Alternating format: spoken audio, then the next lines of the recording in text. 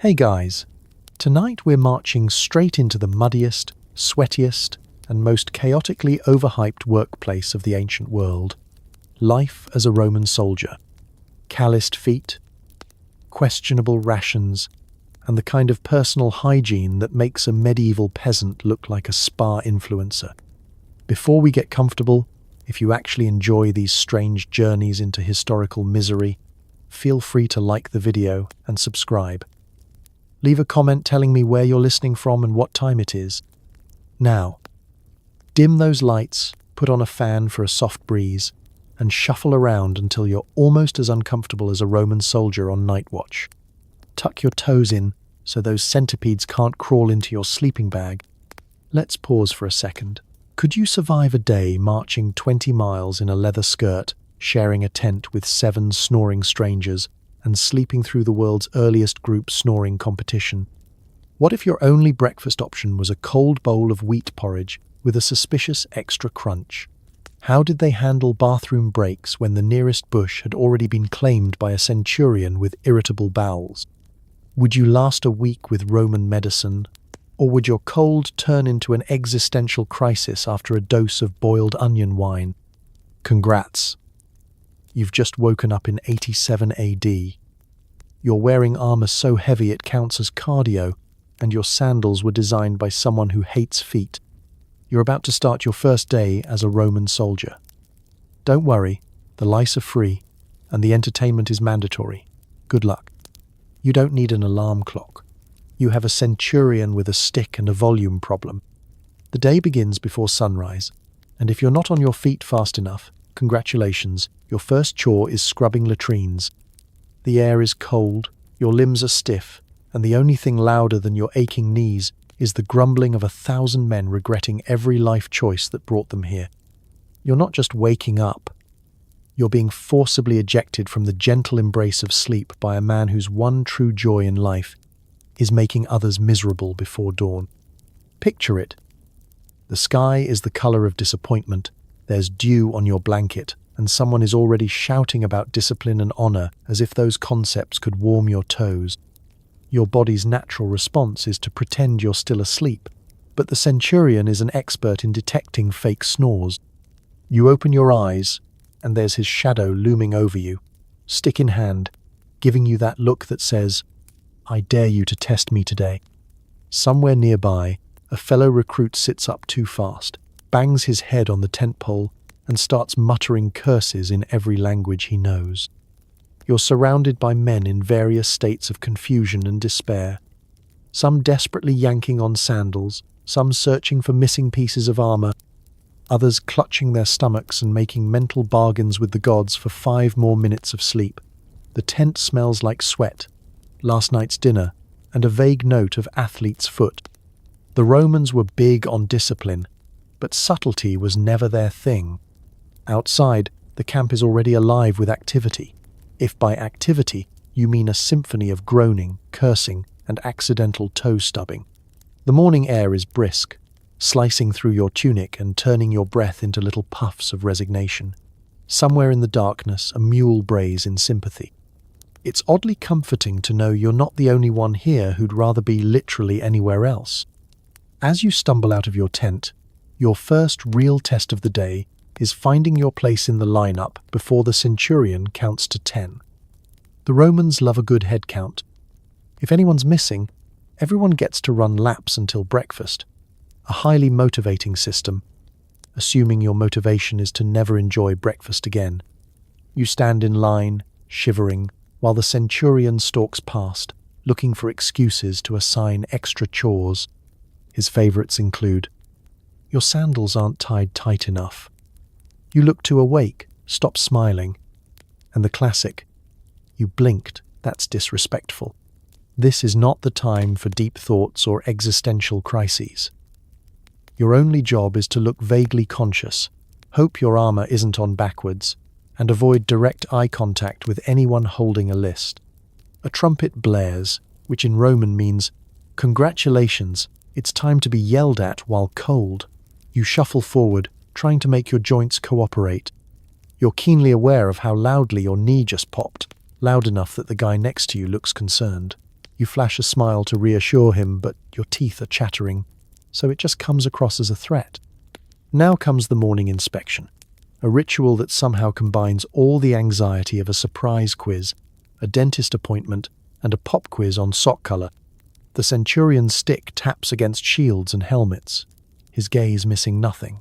There's no room for creativity here. Roman soldiers are meant to be identical right down to the level of mud on their sandals.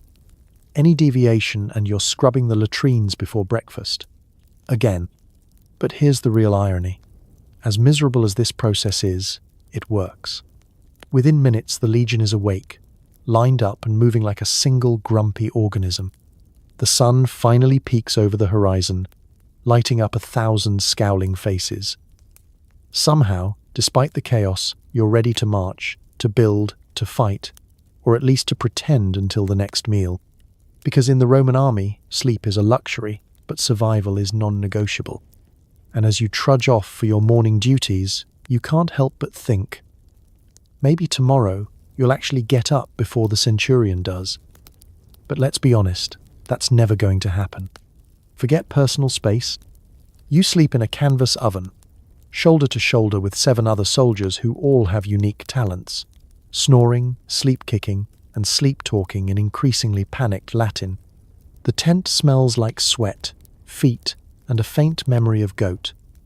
If you wake up with a centurion's elbow in your ear, just be glad it's not his foot. Welcome to the Roman army's idea of rest and relaxation, which is mostly just rest if you're lucky, and absolutely no relaxation whatsoever. Each tent, or contubernium if you want to sound fancy, is generously sized for 8 grown men, plus whatever emotional baggage you've brought along from civilian life. There's a central pole, a handful of battered blankets, and a floor made of earth, mud, or whatever's currently seeping up from the last rainstorm. If you're looking for thread count, you're in the wrong millennium. Getting ready for bed is a group activity. You and your tent mates have perfected a system of synchronized flopping, turning, and sighing that's equal parts ballet and accident report. There are no pillows, just rolled up cloaks, bags, or in a pinch, your own arm. Everyone's boots are lined up by the door, theoretically to keep the tent clean, but in practice, they just collect dew, beetles, and the occasional confused frog.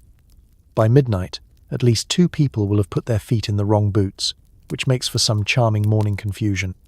You try to drift off to sleep, but the soundtrack is relentless. On your left, Gaius is already wheezing like a Roman accordion. On your right, Marcus keeps twitching and muttering about tax collectors and missed marching orders. Across the tent, someone is humming an off-key marching tune, possibly in their sleep, possibly as a form of psychological warfare. Every so often, a mystery toe invades your personal space, searching for warmth, companionship, or just somewhere new to be awkward. And then there's the heat. In summer, the canvas traps warmth like a very determined oven. Sweat pools, tempers flare, and you start to wonder if it's possible to evaporate out of pure embarrassment. In winter, the tent does the exact opposite. It traps cold like a spiteful refrigerator. Everyone piles together, wrapped in cloaks, hoping to wake up with all their toes still attached. If you've ever shared a blanket on a cold night and fought for territory, imagine doing that with 7 grown men, all of whom are equally desperate, equally smelly, and equally convinced that you're the one hogging the covers. Then there's the issue of night noises. Roman tents are not soundproof. Every grumble, groan, and expletive echoes nicely, bouncing off the canvas and multiplying like ancient surround sound. Flatulence is a group sport. No shame, no secrets, just a community of suffering. Occasionally, a particularly epic snore will set off a chorus of groans and gentle kicks. And, if you're lucky enough to fall asleep, you might be jolted awake by a neighbor thrashing in a dream, convinced he's fighting Germanic tribes when in reality he's just strangling your blanket. Privacy? Never heard of her. Want to change clothes? Everyone sees. Need to adjust your bandages? The whole tent knows. Feel like airing out your emotional wounds from home? Save it for group therapy in about 1900 years. Your best hope for a quiet moment is to close your eyes, turn toward the wall and pretend you're a decorative amphora. Despite the discomfort, there's an odd camaraderie. Through all the noise, smells, and bodily confusion, you and your tent mates become a strange, dysfunctional family.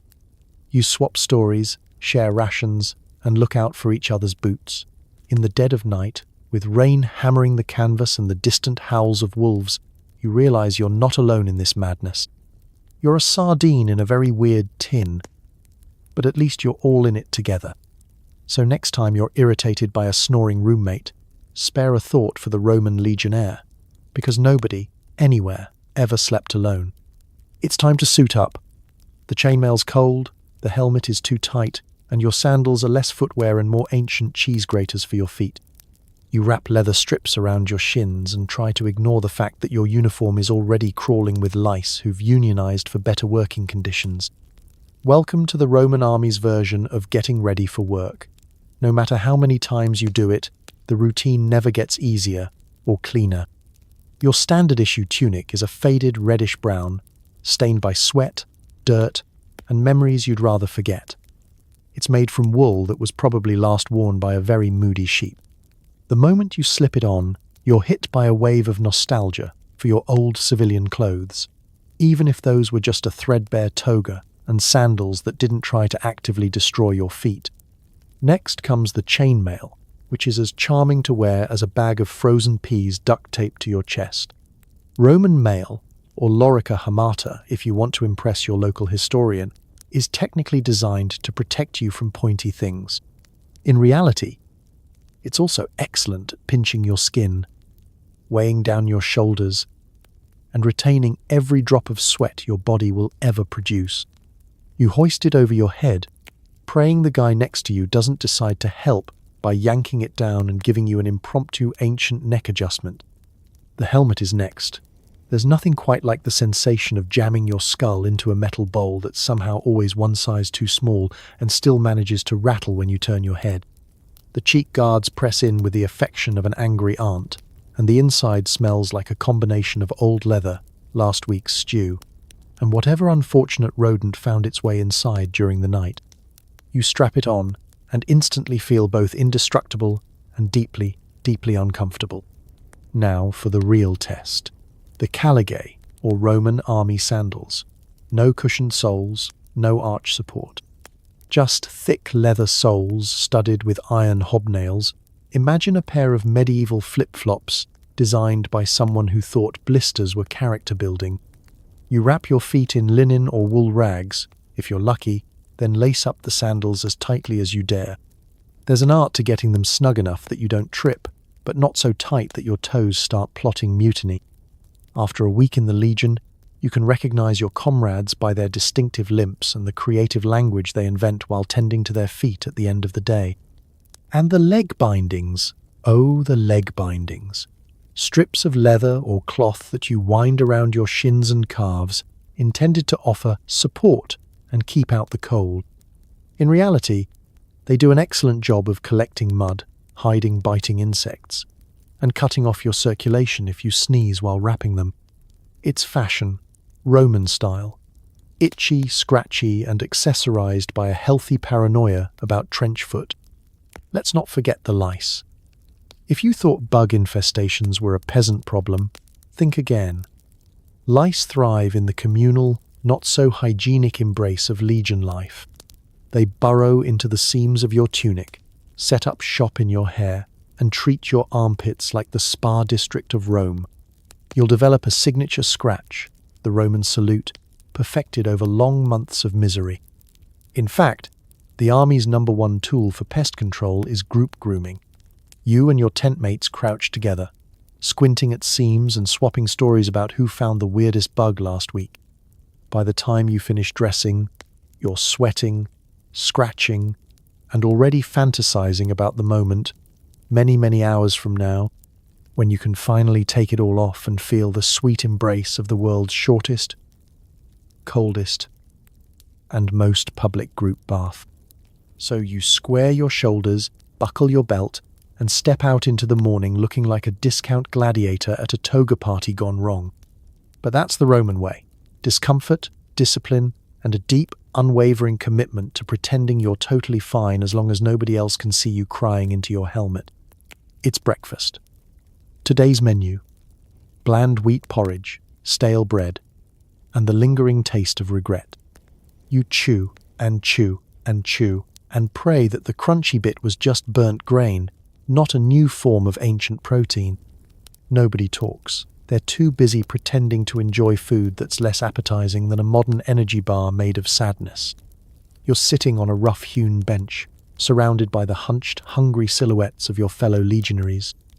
The sun isn't even fully up yet, but the breakfast queue is already a desperate parade of haunted eyes and empty stomachs.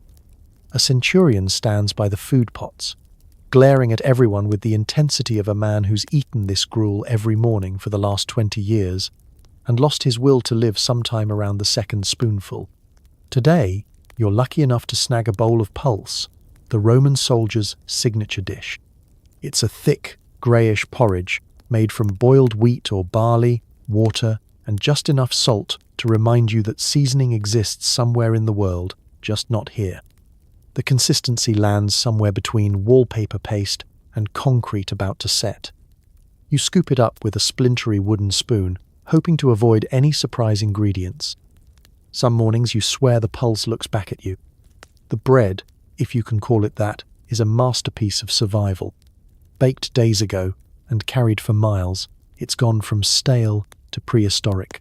You're meant to dip it in your porridge, but more often it just floats menacingly on top like a crouton of despair. Every bite is a dental gamble. Will your tooth win, or will the bread? Most of the time, it's a tie, and both of you lose. The best part about breakfast is that it also doubles as emergency body armor. Protein is a rare luxury. Occasionally, you'll find a sliver of cheese or a mysterious chunk of dried meat tucked inside the rations. What animal did it come from? The less you ask, the better. If it tastes slightly gamey, it's probably goat. If it tastes like nothing at all, congratulations, you've discovered Roman tofu, also known as regret. And if it's moving, put it back. Let it finish its breakfast too. On special days, when the supply wagons are generous or a local farmer is feeling brave, the Legion might get eggs, beans, or olives. These are celebrated like national holidays. The whole tent becomes electric at the mere rumour. I heard we're getting beans tomorrow. Beans? Are you sure? I heard it from Lucius, who heard it from Marcus, who once ate a bean in 77 AD. You savour the hope for a few moments, and then return to your bowl of existential porridge. If you're thirsty, you get wine. Not the kind with fruity undertones and a romantic label. No, this is army wine. Sour, cheap, watered down, and served lukewarm. It's strong enough to sterilize your insides, which is handy, considering what you're eating. The Romans figured out early that drinking water straight from the nearest river was just asking to meet all the wrong kinds of bacteria. So, you wash down your misery with wine that could strip paint, all in the name of health and survival. Conversations over breakfast are minimal, not just because everyone is grumpy, but because nobody wants to open their mouth wider than necessary. If someone does try to talk, it's usually about the meal. Was your bread blue too? Or, I think I chipped a tooth on the crust. Sometimes, someone will try to make a joke, but it always lands flat.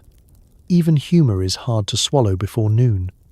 Yet somehow this miserable meal does its job. You finish your bowl, stomach rumbling in protest, and hand your spoon to the next guy. Breakfast in the Roman army isn't about enjoyment. It's about survival, a daily reminder that if you can digest this, you can probably survive anything. And as you trudge off to line up for another day of glory, one thing is certain. You'll never take a decent breakfast for granted again. Line up for inspection. If your armor is rusty, your sandals are untied, or your sword looks like you've been using it to open cans, your reward is a stern talking to, and possibly some extra chores. It's the Roman military equivalent of being called out in class, except everyone's in a bad mood and holding spears. You stand at attention, knees locked, back straight, desperately willing yourself to look invisible. The line stretches as far as you can see. One miserable parade of men trying to look alert while silently debating if anyone would notice if they fell asleep standing up. In the distance, you spot the centurion, an imposing figure with a frown carved in marble, marching down the line like he's inspecting livestock before a particularly disappointing auction. He's carrying the stick of displeasure, also known as the ancient motivational tool. If your helmet's on crooked, you'll feel the gentle tap of encouragement right on your forehead. If your shield is upside down, yes, it happens, you might get the upgraded version. The disappointed glare, followed by remedial shield, holding for the rest of the day. There's nothing quite like being publicly corrected by a man who has nightmares about creased tunics. Inspection is a game of ancient military bingo. Will you be flagged for mud on your sandals, a dent in your breastplate, or the mysterious greenish stain on your tunic that you swear wasn't there last night? Each flaw is an opportunity for the centurion to deliver a one-liner that will haunt you for years. Is that rust, or are you trying to grow your own empire? Or the crowd favorite, did your mother teach you to shine a sword with bacon grease? Next to you, Gaius is already sweating, clutching his shield like it's going to leap out of his hands and confess all his crimes. Behind you, Marcus whispers that he forgot to clean his gladius after last week's potato incident. You don't ask. In the Roman army, plausible deniability is the only defense stronger than your actual shield. The centurion arrives, pausing to glare at each of you in turn. He eyes your armor, fingers the edge of your belt, and, if you're especially unlucky, lifts your sandal to inspect the sole. Sandal hygiene is apparently crucial for imperial dominance. If there's mud, you'll be shoveling stables before lunch. If there's a loose strap, congratulations, you've invented the world's first flip-flop. The centurion is not amused. He moves on to the sword check. Swords must be sharp enough to impress, but not so clean that they look like you've never used them. You hold yours up, desperately hoping the centurion won't notice the tiny chip you gave it last week while using it to open a particularly stubborn ration jar. He squints, you sweat, he moves on. You breathe a sigh of relief so loud the guy next to you elbows you for attracting attention. But inspection isn't just about punishment. Occasionally, the centurion will offer genuine praise, usually in the form of, "I see someone finally learned to polish their shield. About time." You hold on to this rare compliment like it's a golden ticket, ready to repeat it at dinner so everyone knows you're basically a hero now.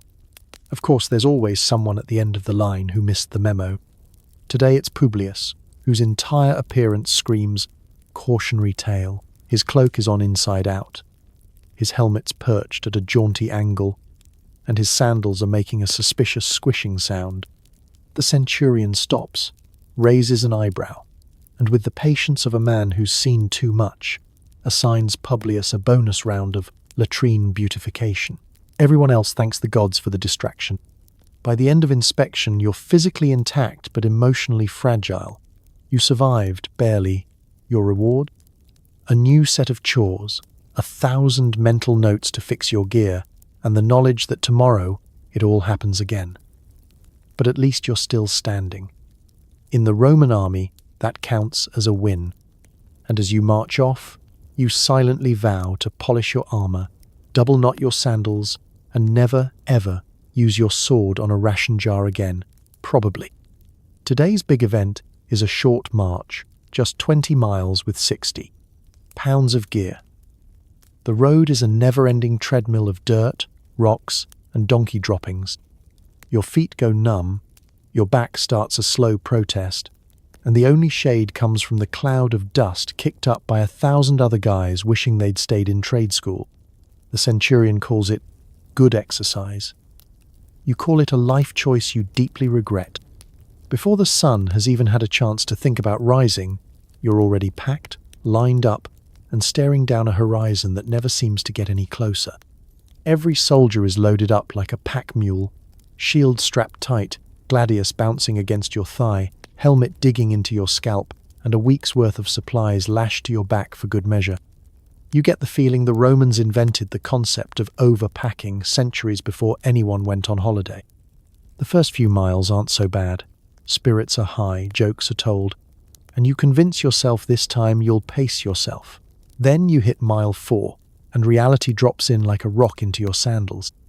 Your shoulders ache, the leather straps chafe in places you didn't know existed, and you develop a sudden, desperate nostalgia for your childhood bed, even if it was a pile of straw shared with 6 siblings and a goat. Your feet, meanwhile, are on their own heroic journey. Every stone finds you. Every puddle seeks you out. The Roman caligae, the sandals, are less shoes and more elaborate torture devices. By mile 7, you're sure you've lost a toenail, and you start seriously contemplating trading your next ration for a pair of soft socks, or possibly a small wagon. The legion moves as one. The sound of thousands of sandals hitting the ground in time is oddly hypnotic, and you find yourself falling into a trance. If you're lucky, you march behind a particularly tall guy who blocks some of the sun. If you're less lucky, your view is dominated by the back of Gaius, who has somehow managed to turn marching into a full-body dance. There's always one Gaius. The scenery? You'd think Roman roads would offer inspiring vistas. Not today. Mostly, it's the back of another legionnaire, the occasional sullen cow, and endless dust. The only real entertainment is counting the number of times someone stumbles on a tree root, curses the inventors of roadwork, or gets splashed by a passing ox cart. And let's not forget the ever-present threat of donkey droppings. One wrong step, and you're initiated into the Order of the Unlucky Foot. You pass milestones, literal ones, because the Romans loved marking distance almost as much as they loved conquering people. There's a brief surge of hope at each one, quickly crushed when you realize you've only traveled another Roman mile, and there are still 16 more to go. Someone tries to start a song, but it turns into a muttered chant of, "Are we there yet?" which becomes the unofficial motto of the day. As the march drags on, fatigue sets in like a fog. Backs ache, tempers fray. You start negotiating with your own legs, promising them a soak in a stream if they just keep moving. Some men try to liven things up with tall tales of magical baths, soft mattresses, or feasts waiting at the next camp. Everyone knows they're lying, but you let yourself believe for a minute or two. Finally, after what feels like a month, the signal comes to halt. You drop your pack with a groan so dramatic, even the centurion looks sympathetic. For a moment, you peel off your sandals, inspect the damage, and shake out enough sand to start your own miniature desert. Your legs wobble, your shoulders burn, and you swear you'll never complain about sitting still again. And as you collapse by the side of the road, you remind yourself that tomorrow's march will only be 20 more miles. Welcome to the Roman army, the original walking tour, just with fewer snacks and a lot more blisters. Break time. You drop your gear and collapse onto a rock, wolfing down a handful of hard cheese and bread that could double as masonry. The blisters on your feet have unionized, and the only entertainment is comparing which of your friends is closest to crying. If you're lucky, you find a patch of shade underneath a scraggly tree, though, to be honest. A single leaf on a stick would feel like luxury at this point. Most of the legion flops wherever gravity takes them, bodies splayed out like defeated chess pieces, faces painted with sweat, and the unspoken question, "Are we done yet?" There's a collective silence, broken only by the sound of chewing, groaning, and the occasional mournful pop of a sandal being peeled off a particularly tragic foot. Lunch in the Roman army is an exercise in creative optimism. You fish around in your satchel for anything remotely edible and come up with a chunk of cheese, so hard it could survive a siege, and bread that's been baked, rebaked, and possibly aged in the same vault as the imperial treasury. You know you're hungry because you actually try to bite it. The first attempt is always hopeful. The second is more practical. You start soaking it in wine or chewing slowly, as if hoping to unlock some secret flavor. Spoiler: there is no secret flavor. It tastes like disappointment, with hints of last week's rations and the memory of what food used to be.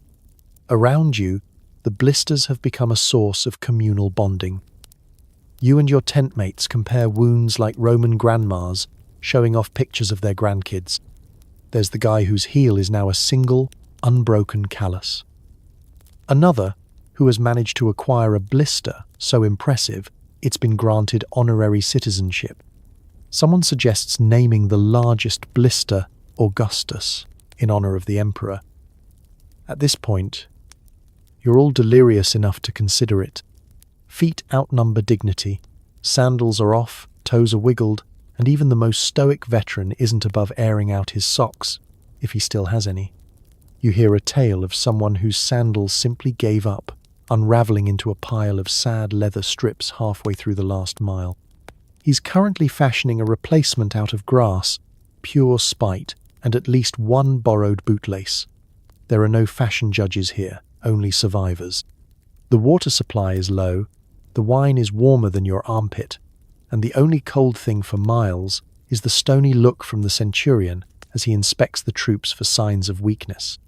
You're not supposed to nap, but a few clever souls perfect the art of resting their eyes while holding a half-eaten hunk of bread, just in case someone calls their name. Nobody's going to mistake this for a picnic.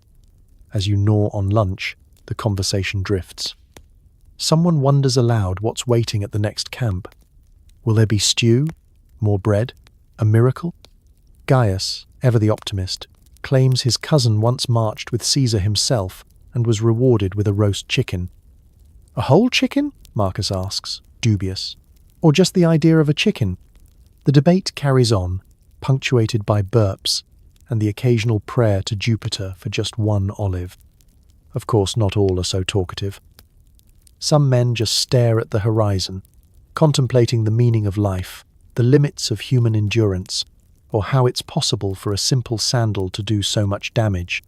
Others sketch patterns in the dust, tracing maps home, or, more likely, plans to escape and open a bakery that only sells soft bread.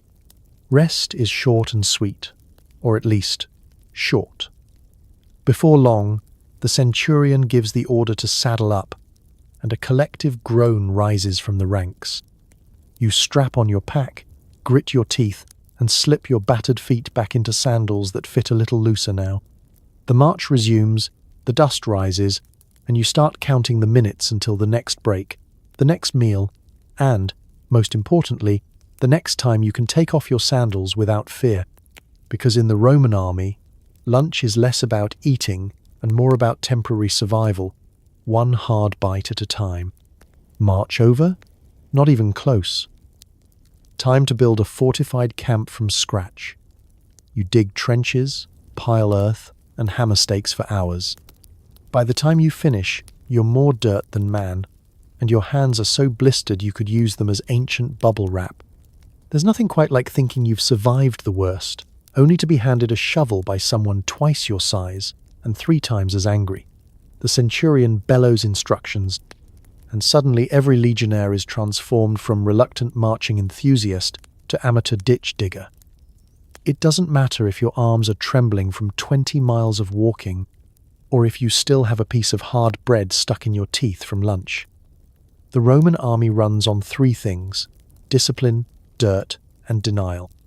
The first task is digging the defensive ditch. It's supposed to keep out barbarians, wild animals, and, possibly, your will to live. The ground is never soft. Sometimes it's rocky, sometimes it's pure mud, but it's never, ever friendly. You hack at the earth with a mattock so blunt, it probably predates the Republic. Every chunk of dirt you move is a small victory against nature and your remaining faith in humanity. Your back lets you know, in no uncertain terms, that it was not consulted in the planning of this operation. While you dig, someone else hauls earth in baskets, usually leaking baskets, because the Romans have conquered most of Europe but have not yet mastered the art of the watertight container. Someone else pounds in wooden stakes for the palisade, their hammering echoing across the fields like a metronome of doom.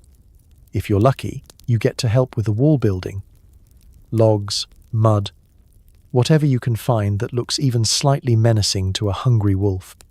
You start to realize that the Roman military machine is really just a highly motivated construction crew in fancy sandals. As the sun starts to sink, you look around and see the camp taking shape. Rows of tents appear, surrounded by a neat, rectangular wall and a moat that's at least optimistic in depth. Latrines are dug in the farthest, least convenient corner. Cooking fires are built just close enough to fill every tent with a cozy scent of burning whatever they found by the roadside. You and your tent mates, caked in sweat and grime, share a silent nod that means, if I survive tonight, I'm never building anything again. Blisters become a group project. Some soldiers trade tips for wrapping their hands. Others simply pop theirs and hope for the best. One clever guy claims he's invented a primitive form of Roman glove by wrapping his hands in old bread. It works until someone gets hungry and eats his gloves during a break. Hygiene isn't exactly a top priority when you're busy trying not to collapse. You wash your hands in whatever water is available, which usually means a muddy puddle, then wipe them on your tunic, which is basically just a traveling tapestry of stains at this point. The centurions stalk the camp, inspecting every trench and wall. If anything is out of place, you get to do it again, faster, and with more yelling. The threat of a surprise inspection is the only thing keeping the walls straight and the ditches deep. You begin to realize that discipline is less about honor and more about a deep fear of group punishment. By the end of the evening, the camp finally resembles a tiny, miserable city, safe, secure, and absolutely nothing like home. You collapse by your tent, feeling every ounce of exhaustion settle into your bones. The fires flicker, the sky darkens, and your only comfort is the knowledge that, for tonight at least, the walls you built might keep out whatever's lurking in the forest. As you drift off, your hands throbbing, you think, sure, you're covered in dirt and blisters, but at least you're part of history's most overqualified landscaping crew. Sleep well. Champion of the shovel. Tomorrow, you get to do it all again. You drew the short straw, night watch. You spend hours squinting at suspicious shadows, fighting sleep, and trying not to imagine how many things in the darkness want to eat you. Your only companion is the cold, the stars, and a lingering sense of existential dread. There's a certain thrill to being trusted with the safety of the entire camp, until you realize that what this really means is standing in the open, freezing in your itchy tunic, while every sane person is snoring in the tent you built with your own blisters.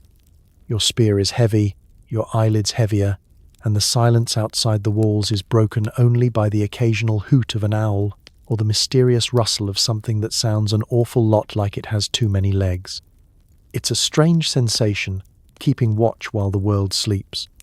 The camp behind you is quiet, except for the low grumble of men fighting over blankets, the slap of a tent flap in the wind, and the distant, comforting drone of collective snoring. Out here, though, you're part of a lonely fellowship of bleary-eyed sentinels, posted at intervals along the perimeter, close enough to see each other's shadows, too far to share a whispered complaint. Time moves differently on night watch. The first few minutes, you're alert, back straight, eyes wide, convinced every rustle is a barbarian scout, or possibly a really aggressive squirrel. You invent elaborate plans for sounding the alarm, practicing your most heroic war cry in your head. It always sounds much more impressive than the reality. You picture yourself as the savior of the Legion until about 30 minutes in, when your heroic pose morphs into a slow shuffle from one foot to the other, desperately trying to keep your blood moving and your toes attached. The cold is a special kind of ancient, not just chilly, but bone, deep, the sort that soaks in no matter how tightly you wrap your cloak. The Romans never invented hand warmers, so you resort to blowing on your hands, tucking them under your armpits, or, in truly desperate moments, hugging your spear like it's a long-lost friend. Your breath fogs in the moonlight. You glance upward, and for a few seconds, the night sky almost makes up for everything. Constellations shining, planets twinkling, the Milky Way bright enough to make you forget the smell of damp wool. Every so often, you hear something that makes your heart leap. Is it a wolf? A bandit? Just Publius tripping over his own feet in the dark? The mind starts to play tricks. Every bush is a crouching enemy. Every gust of wind is the opening note of a battle cry. Your imagination goes wild, and suddenly you're convinced you can hear the whisper of ancient ghosts, probably previous legionaries who also drew the short straw. The temptation to nod off is overwhelming. You try everything, shifting your weight, pinching your own arm, reciting bad poetry in your head. Your orders are clear, falling asleep means punishment. The legendary Roman discipline kicks in. You stay awake by mentally composing angry letters to your past self. The one who ever thought the army sounded like a good career move. On a good night, nothing happens except the slow crawl of time. On a bad night, you might catch sight of eyes reflecting in the dark, usually an animal, sometimes just the gleam of your own helmet hanging from a post. Either way, your grip tightens on the spear, and your heart does an Olympic sprint until the threat proves to be just another trick of the shadows. At last, the changing of the guard arrives. Another tired soul trudges over, rubbing their eyes, shivering, barely mustering a nod as they relieve you of duty. You stagger back to your tent, triumphant and exhausted. Your reward? A few precious hours of sleep, surrounded by snoring comrades and the not-so-distant scent of Roman cheese. As you drift off, you realize you survived another night, kept the camp safe, and managed not to scream at any passing hedgehogs. In the Roman army, that's what counts as a quiet victory. Bathing in the army means standing in a river with 50 other naked soldiers, all pretending they don't see anything. Soap is optional, lice are not. The water's cold, and if you drop the communal sponge on a stick, you'll never see it again, and honestly, that's for the best. There's something truly humbling about washing yourself with 50 of your closest acquaintances, none of whom seem even remotely embarrassed by the situation. The entire scene unfolds with military efficiency and the subtle dignity of a flock of sheep stampeding into a pond. Everyone tries to pick a spot that looks upstream, nobody wants to be the guy downstream, and every soldier prays that whatever is floating by is just a leaf. The first plunge is always the worst. The river, fed by mountain streams and ancient curses, is a few degrees above freezing. The shock wakes you up faster than a centurion's morning yell. You try to keep a brave face as you wade in, but your feet turn to ice cubes, your skin goes numb, and you have to convince yourself that shivering counts as exercise. If you linger long enough, your whole body feels as if it's being marinated for a barbarian cookout. There is soap, sometimes. If the supply wagon's remembered, it's a rough lump of something made from ashes, fat, and the hope that the smell will eventually go away. If not, you do what the Romans call abrading, which is a fancy way of saying scrub with sand and pretend you're exfoliating. Someone always forgets their soap and tries to borrow yours, which you refuse, because lice are one thing, but sharing a soapy rag is a bridge too far. Then there's the infamous sponge on a stick. The Roman answer to toilet paper and personal hygiene. It's a communal object with a legendary backstory. No one knows who invented it or why. But everyone is united in the belief that if it disappears under the surface, you let it go. You watch with detached horror as it's passed down the line, used, rinsed in the same river you're bathing in, and handed off with the kind of grim resignation usually reserved for funeral rites. Lice, meanwhile, are the army's most dedicated soldiers. No matter how hard you scrub, they return, setting up camp in the seams of your tunic and the folds of your hair. Bathing is less about getting clean and more about momentarily making the lice consider a different host. Everyone takes turns inspecting each other, picking and flicking with the sort of focus usually seen at archaeological digs. It's an ancient version of group bonding, performed in chorus with jokes about who's hosting the largest colony. And don't get too comfortable. There's always the centurion on the bank, yelling at anyone who dares to linger, as if you're secretly enjoying the world's least relaxing spa day. If you take too long, you're accused of wasting daylight. If you go too fast, you're probably skipping essential parts, like behind your ears or between your toes, both of which have developed their own local economies. Privacy is, of course, a foreign concept. If you're modest, you learn to get over it by your second week. Everyone sees everything, and after a while, nobody cares. Conversation is casual, complaints about the cold, commentary on the latest blisters, and the ongoing saga of who found the weirdest bug in their armor this week. When it's finally over, you stumble out, wrap yourself in a damp cloak, and do your best to shake off the cold and the humiliation. You trudge back to camp, feeling both cleaner and, paradoxically, more aware of every itch. For about 10 minutes, you actually feel fresh, until the dust, sweat, and lice reclaim you. Roman hygiene. A constant battle against the elements, your tent mates, and nature's tiniest invaders. You'll never look at bath time or rivers the same way again. Nature calls, and you answer with fear. The communal latrine is a stone slab with holes, a shared sponge, and a distinct odour that could peel the paint off a statue. You try to finish your business before you pass out from the fumes or start existentially questioning the origins of Roman plumbing. Let's set the scene. Imagine you've just finished your army breakfast. A delightful blend of mystery gruel and cheese that doubles as an emergency building material. Not long after, you feel a rumble that can only mean one thing. It's time to brave the latrines. You gather your courage, your dignity, and what little remains of your personal privacy, and march to the far edge of the camp where Roman dreams go to die. The latrine itself is a marvel of ancient engineering. If your definition of marvel includes a place that smells like defeat and onions, it's a long stone bench, thoughtfully carved with a row of holes. No partitions, no privacy, no mercy. On busy days, you might find yourself waiting in line, shifting from foot to foot, trying not to make eye contact with the guy ahead of you, who looks like he's wrestling with some very personal regrets. You choose your spot, which, after centuries of use, is a matter of tradition. Do you pick the end hole, furthest from the entrance and possibly from hope? Or do you risk the middle, surrounded by your fellow soldiers and their various digestive dilemmas? Every choice is wrong.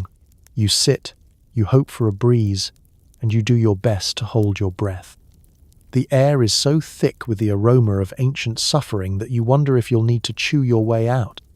The main attraction, if you can call it that, is the communal sponge on a stick, also known as the tursorium. This little tool is passed from person to person, dipped in a trough of very questionable water, and used for a purpose that needs no further explanation. If you're lucky, the guy before you had decent aim. If not, you'll be learning new definitions of the word bonding. There's no polite way to ask for the sponge, and no dignified way to hand it off. You just lock eyes, nod solemnly, and accept your fate. But that's not all. Underneath the latrine runs a little channel of water, meant to flush away the, let's say, evidence. In theory, it works beautifully. In reality, it's an open invitation to every fly, frog, and ambitious rat in the province. You try not to think about what might be lurking in the darkness below. Occasionally, someone claims to have seen something swim by, and the entire camp becomes convinced the latrines are haunted. You don't know what's scarier, the ghosts or the smell. Conversation is unavoidable. It's where soldiers trade news, rumours, and commentary on the quality, or lack thereof, of breakfast. Did you try the cheese today? No, but I'm pretty sure it's trying me. There's a lot of sighing, groaning, and the universal chorus of men trying not to make direct eye contact. If you manage to get in and out without becoming the subject of a latrine story, you count it as a win. You finish as quickly as possible, stand up with as much dignity as you can muster, and make your way out into the fresh air, feeling like you've survived an ordeal worthy of a medal. You might catch a glimpse of your reflection in a puddle, eyes watering, hair standing on end, face set in a rictus of mild trauma.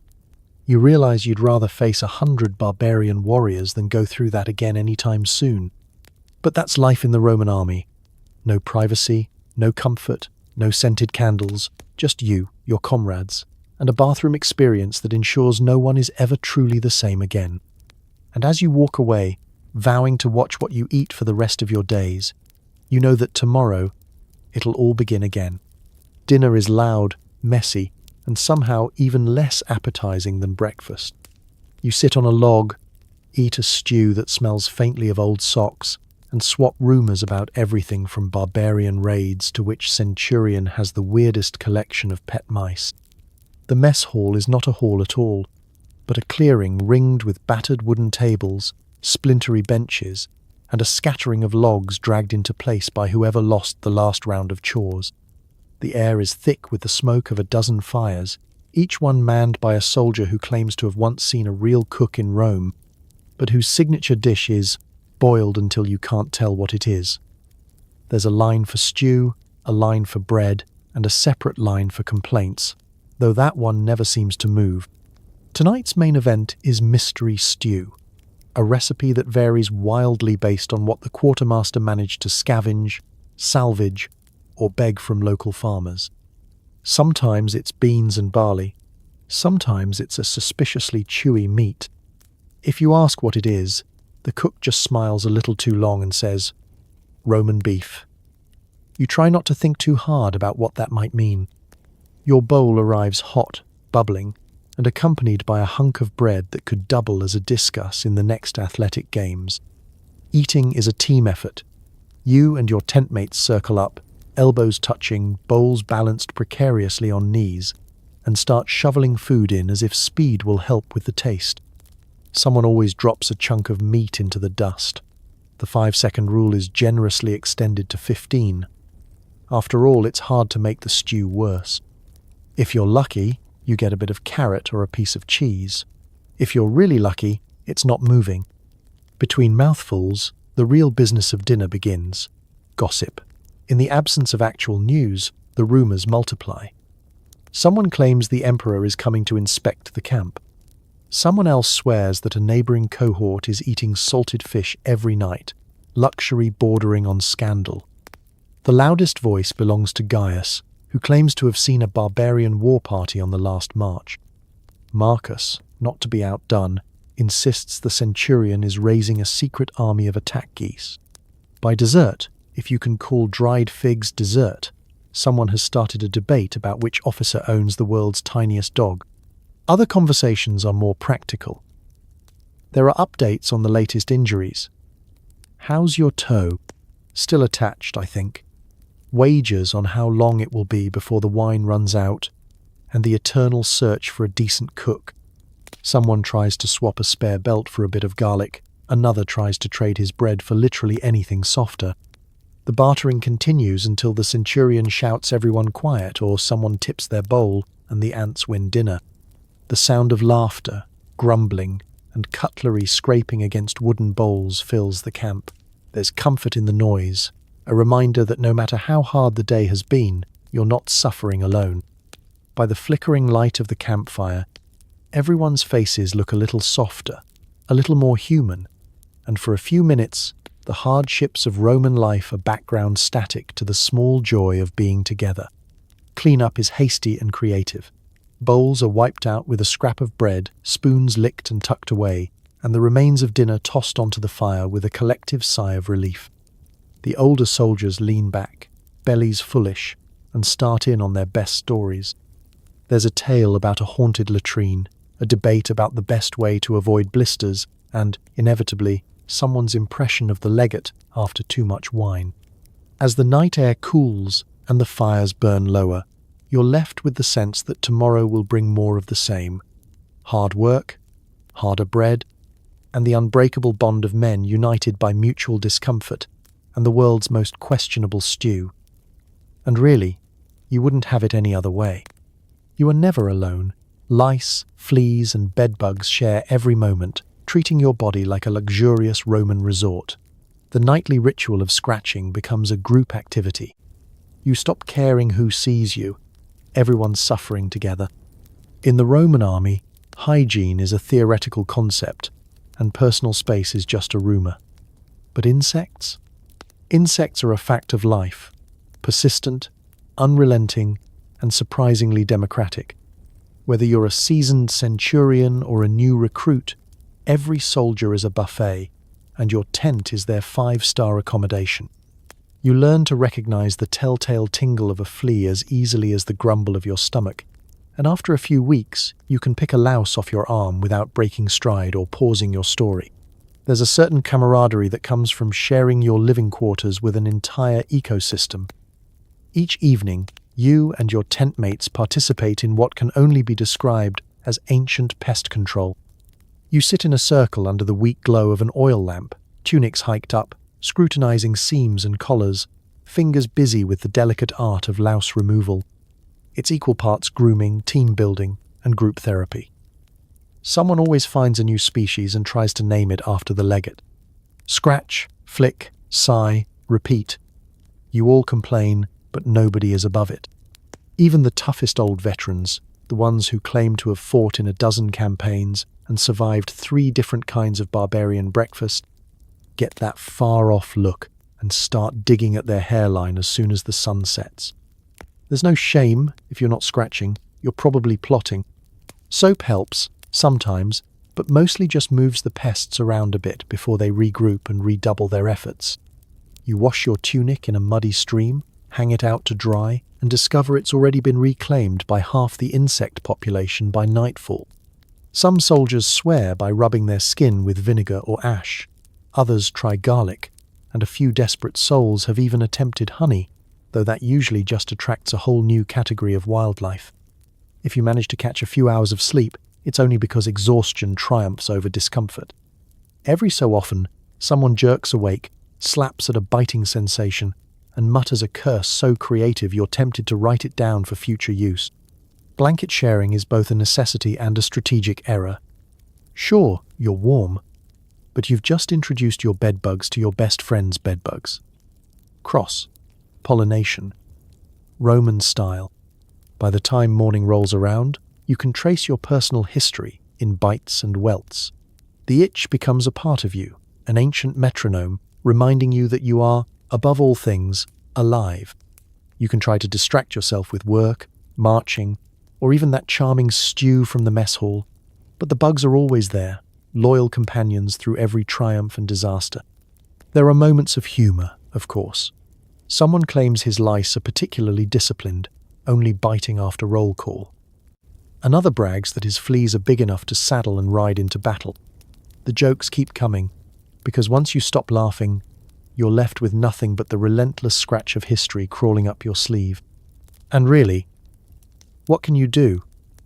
Ancient Rome hasn't invented bug spray. The laundromat is a distant dream, and any ointment strong enough to kill the insects would probably take you out too. So you cope the only way you can, by scratching, joking, and swapping stories about the time Marcus found a tick the size of a lentil. This is the true mark of a Roman soldier. Not the gleaming armor, not the bravery in battle, but the ability to endure, to adapt, and to share a laugh, even while being eaten alive. Sleep tight, and don't let the bedbugs bite. Seriously, they're everywhere. You sit by flickering lamplight, trying to write something heroic to your mother, while not mentioning that your main accomplishments this month have been trench digging and developing athlete's foot. You wonder if she'll be proud or just send you more socks. Writing a letter from a Roman army camp is a delicate balancing act. 1 part creative writing, 1 part optimistic censorship, and 1 part desperate plea for home-baked bread. You want to sound brave, noble, and at least slightly cleaner than you actually are. Unfortunately, your reality is that of a mud-caked, bug-bitten human trench shovel, with a growing sense that your most heroic act lately was surviving the last communal bath. You dip your reed pen in ink, squint at the papyrus, and try to conjure something poetic. Dearest mother, life in the Legion is invigorating. You pause. Is that believable? Maybe not. Our daily marches are long and build strong character, you write, leaving out the part about the blisters now threatening to unionize. The food is plentiful. Technically true, if you count the pebbles in the bread and the occasional insect protein boost in the stew. You have to remember, your mother doesn't need to know everything. She definitely doesn't need to hear about the time you slipped in the latrine trench, or when you discovered a centurion can, in fact, make a grown man cry with just a look. Instead, you focus on the positives. I've made many friends, all of whom now know every detail of your digestive tract. We're learning new skills, like how to scratch behind your ear with one hand while lacing a sandal with the other. Occasionally, you try to add a touch of heroism. Today, I helped defend the camp perimeter from a group of suspicious figures. You tactfully admit that the suspicious figures were just a family of startled hedgehogs and that you were the most startled of all. Our centurion says I have potential, you add, which, in Roman military terms, means you only dropped your shield twice this week. There's always the temptation to ask for things from home, socks, preferably wool, but at this point you'd settle for anything without holes, something edible, or even a small jar of olive oil to battle the ongoing skin wars. But you don't want to sound ungrateful, so you phrase it diplomatically. The weather is changing, and I'm reminded of your warm, woolen gifts. Subtle, you hope. Maybe this time she'll take the hint. The hardest part is signing off. You want to reassure her. I am well, and our commanders are wise and just. A little white lie to help her sleep at night. And, honestly, to help you sleep too. You scrawl your name, seal the letter, and hand it off to the camp courier, a man with the solemn expression of someone who knows he's carrying 20 variations of "send more bread." Around you, your fellow soldiers are engaged in their own literary struggles. Gaius is writing an epic about his toe infection. Marcus is sketching a map home, mostly as a form of wishful thinking. Across the way, someone is composing a love letter to a tavern girl he met for 7 minutes 3 years ago. Half of the letter is apologies for not having written sooner. The other half is a description of his latest blister. As you blow out the lamp and tuck away your writing kit, you wonder how much of your letter will survive the journey. Will it arrive before the next campaign? Will the local messenger accidentally use it to plug a drafty window? Does it even matter? For now, just the act of writing home feels like a small victory, a tether to the world outside the camp, a way to remind yourself that there's life beyond trench digging, lice, and the world's least satisfying stew. And who knows?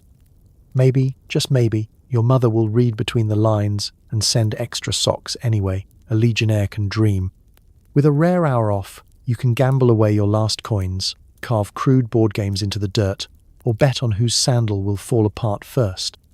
Ancient entertainment, because TikTok hasn't been invented and staring at the wall is too mainstream. The Roman army is nothing if not inventive when it comes to staving off boredom. The moment the centurion's back is turned and the shovels are put down, an energy ripples through the camp, quiet, desperate, and mildly competitive. You have 60 minutes, give or take a horn blast, to transform from the Empire's least enthusiastic construction crew into its rowdiest game night enthusiasts. Gambling is the sport of choice. With dice carved from animal bones and marked with so many chips and cracks you need a degree in ancient geometry to read them, you and your fellow soldiers huddle in circles, shielding your winnings from the wind and the wandering eyes of petty thieves. The stakes? A handful of coins, an extra ration of stale bread, or, on the rare occasion, someone's precious woolen socks. The tension is palpable. One unlucky roll and you're walking back to the tent in wet, holy sandals. There are accusations of cheating, always Gaius, somehow, and dramatic oaths to the gods for luck, none of which help. For the less financially reckless, there's the time-honoured art of camp crafts. Some men whittle sticks into abstract shapes, inventing new Roman deities on the spot. Others use small pebbles and lines scratched in the dirt to play board games. Latrunculi is a favourite, a kind of ancient chess where the pieces are sometimes replaced by bread crusts, buttons, or whatever wasn't already eaten, traded, or accidentally sat on. The rules are hazy and, if you're honest, mostly made up on the fly. But no one cares. The only goal is to lose gracefully. or at least loudly enough that everyone knows you should have won. Competition extends beyond dice and boards. Bets spring up on just about anything. Who can hurl a stone the farthest, whose armor is the loudest when dropped, and, most heated of all, whose sandal will finally give up the ghost. "I give it 2 more days," says Marcus, eyeing your battered right sandal, held together by hope, mud, and 3 generations of patchwork. You take the wager, even as you secretly suspect Marcus is right. Some soldiers get creative with their boredom. A few stage impromptu wrestling matches, cheered on by a peanut gallery of fellow legionaries who offer helpful advice like, "Try not to lose this time." Others organize foot races. Sprinting from the latrines to the cook fire and back, winner gets an extra turn at the water bucket, which is only a prize if you enjoy the taste of ancient Roman river. Not everyone joins in. There are always a few who prefer the noble pursuit of resting their eyes on a sunny patch of grass, managing to nap through the din with a cloak pulled over their face. Others sit quietly, carving little faces into bits of leftover bread, or writing letters home that will never be sent, detailing the day's most thrilling news. Today, Lucius's sandal finally fell apart. The noise draws the centurion, who makes a token attempt to restore order before giving up and joining the dice game, rolling badly and blaming the gods in a tone of voice that suggests he's had plenty of practice. For a brief hour, the camp feels almost like a village, a place where the greatest danger is the suspiciously competitive gleam in Publius's eye, as he bets his last copper coin on the outcome of a snail race. And just as quickly as it began, free time ends. The horn sounds, the dice scatter, the sandals are grudgingly pulled back on. You trudge to your next duty, already looking forward to the next hour off, when you can lose your last sock in a dice game and laugh about it all over again. Because in the Roman army, boredom is the enemy you never quite defeat. But at least you're all fighting it together. Feeling sick? The camp medic offers you wine with boiled onions, maybe some mystery herbs, and the gentle encouragement to walk it off. Bandages are reused, and nobody washes their hands. If you survive the cure, you're officially invincible. The Roman military is many things: organized, disciplined, relentless. But the medical tent? That's where hope goes to experience character development. Picture it: a faded canvas shelter that smells strongly of old socks, sweat, and herbs of questionable effectiveness.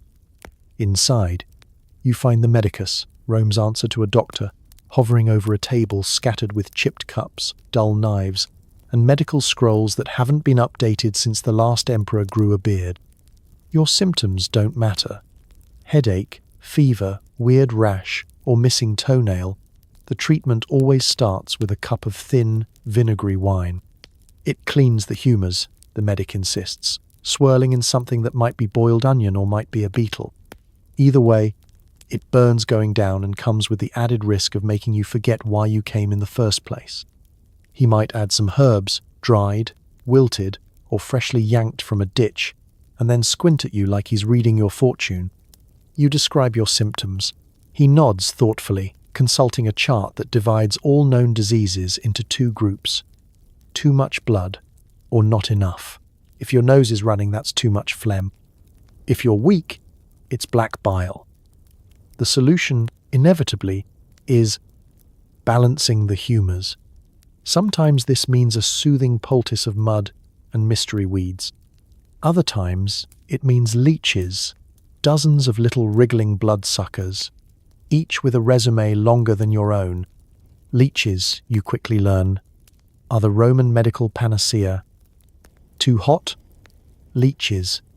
Too cold? Leeches. Bitten by a wolf? Leeches. One unlucky legionnaire even claims to have gotten leeches for homesickness. The theory is simple. Remove some blood, and you'll remove the problem. In practice, you mostly end up woozy and covered in little red polka dots. Bandages, when available, are usually strips of linen recycled from last week's laundry or last year's fallen comrades, nobody asks. The medic wraps you up with care, or, on busy days, with the speed and optimism of a man late for dinner. As for cleaning wounds, there's a splash of wine if you're lucky, and a prayer to Asclepius, the god of medicine, that infection decides to take a day off. Surgery is performed with the tools available, mostly knives, needles, and a large wooden spoon for biting down on. Anesthesia hasn't been invented, but strong wine and a chorus of encouraging insults from your friends work just as well, or so they claim. Stitches are crude, pain is guaranteed, and the main hope is that you'll wake up with the same number of limbs you started with. Advice from the medicus is always the same. Drink wine, get fresh air, don't anger the gods, and, above all, keep moving. If you can walk out of the tent, you're considered cured. If you need to be carried, you're still encouraged to try harder.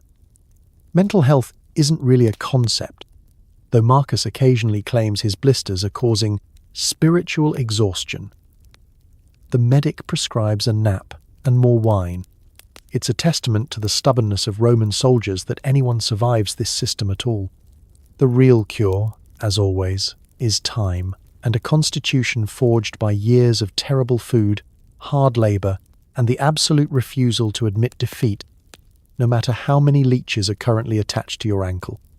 So you limp out, bandaged, bruised, and vowing to never complain about a runny nose again. After all, in the Roman army, if the cure doesn't kill you, you just might live forever. You twisted your ankle? That's just an invitation to man up. If you actually get wounded, expect a poultice of mud, a handful of herbs, and maybe a pep talk. Broken bones are set with more hope than skill, and pain relief is mostly just whine and denial. In the Roman army, getting injured is more of a personal inconvenience than a medical emergency. There's a certain culture of walk it off unless you literally can't walk. The centurion takes a quick glance at your injury. If you're still upright and only wincing a little, congratulations. You're fit for duty. Blood? Just tie a rag around it and get back in line. Missing a finger? At least it's not your sword hand. Most minor wounds are treated in the field by whoever is closest and has the least squeamish expression. The preferred method is simple. Slap on a handful of whatever herb someone swears is healing.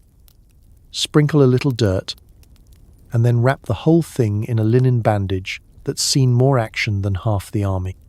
The Romans are big believers in the magic of natural remedies, which in practice means whatever is growing near the camp that hasn't already been trampled by donkeys. For cuts and scrapes, there's salt. Not as seasoning, though, if you're eating army rations. You might wish for more of that. But as a disinfectant, you grit your teeth, dump it straight into the wound, and pretend not to scream. The logic: pain is temporary, infection is forever, and you can always blame the tears on the dust. If it stings, it must be working, right?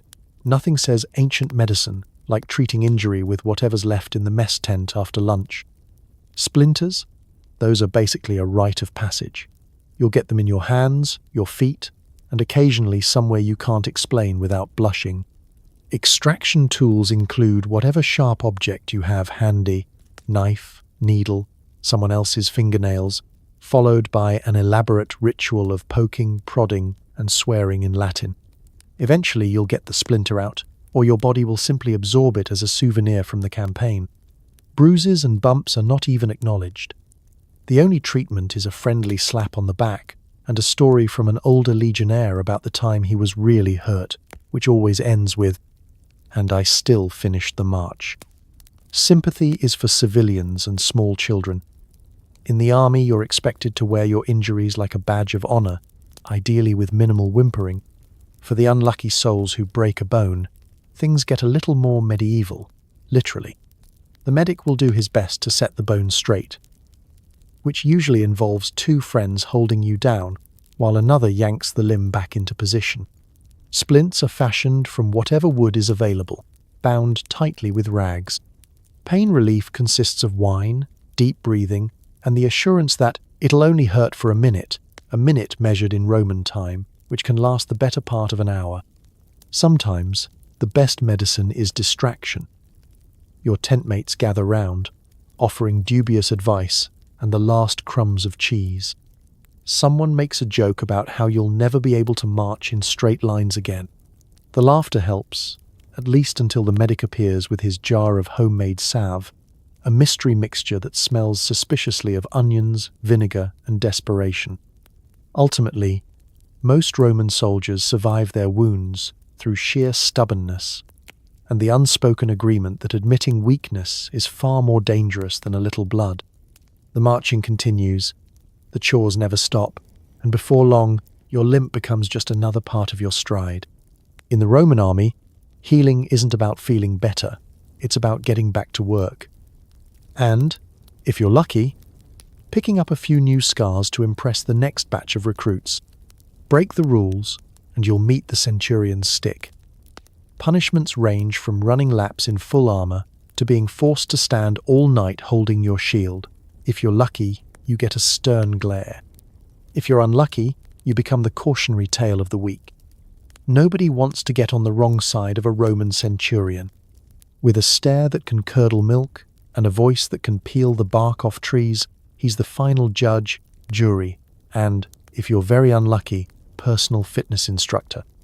The rules are simple. Do your job, don't steal bread, and for the love of Jupiter, don't lose your helmet again. The consequences, on the other hand, are a masterclass in ancient motivational techniques. Let's say you show up late for morning roll call. The centurion will make an example of you, dragging you to the front of the line for a motivational speech that doubles as public entertainment. This, men, is what happens when you rely on Gaius to wake you up. There's always a Gaius. Your fellow soldiers try to look sympathetic, but mostly they're relieved it's not them. Physical punishments are a favorite. The most dreaded is the lap, marching or running in full armor around the camp until your legs feel like boiled noodles. The armor, which was already designed to be as uncomfortable as possible, now becomes your own personal sweat lodge.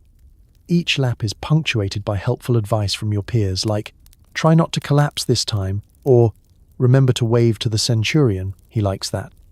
Standing watch as punishment is another classic.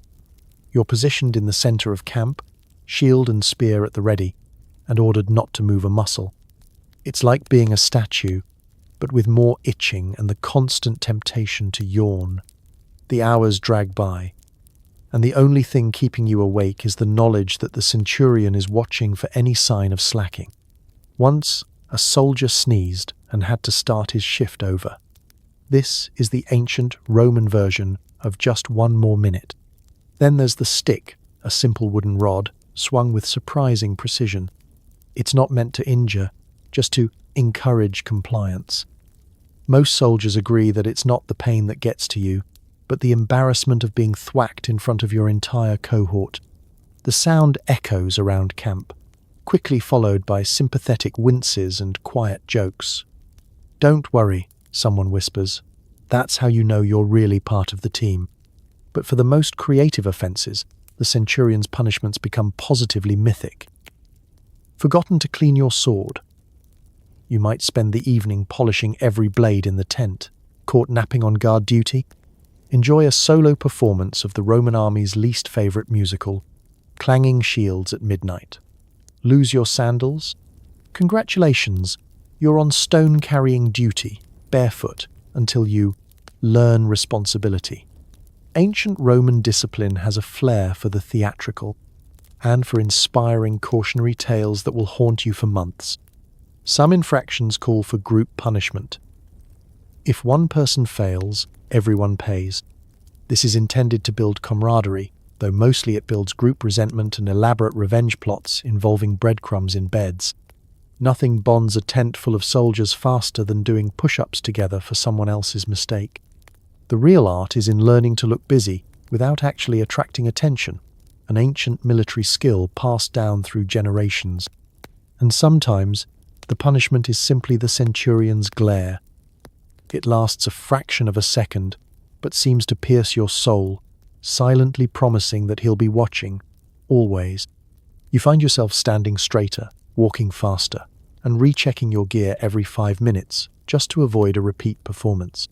By the end of the day, you realize the centurion's punishments, however creative, have done their job.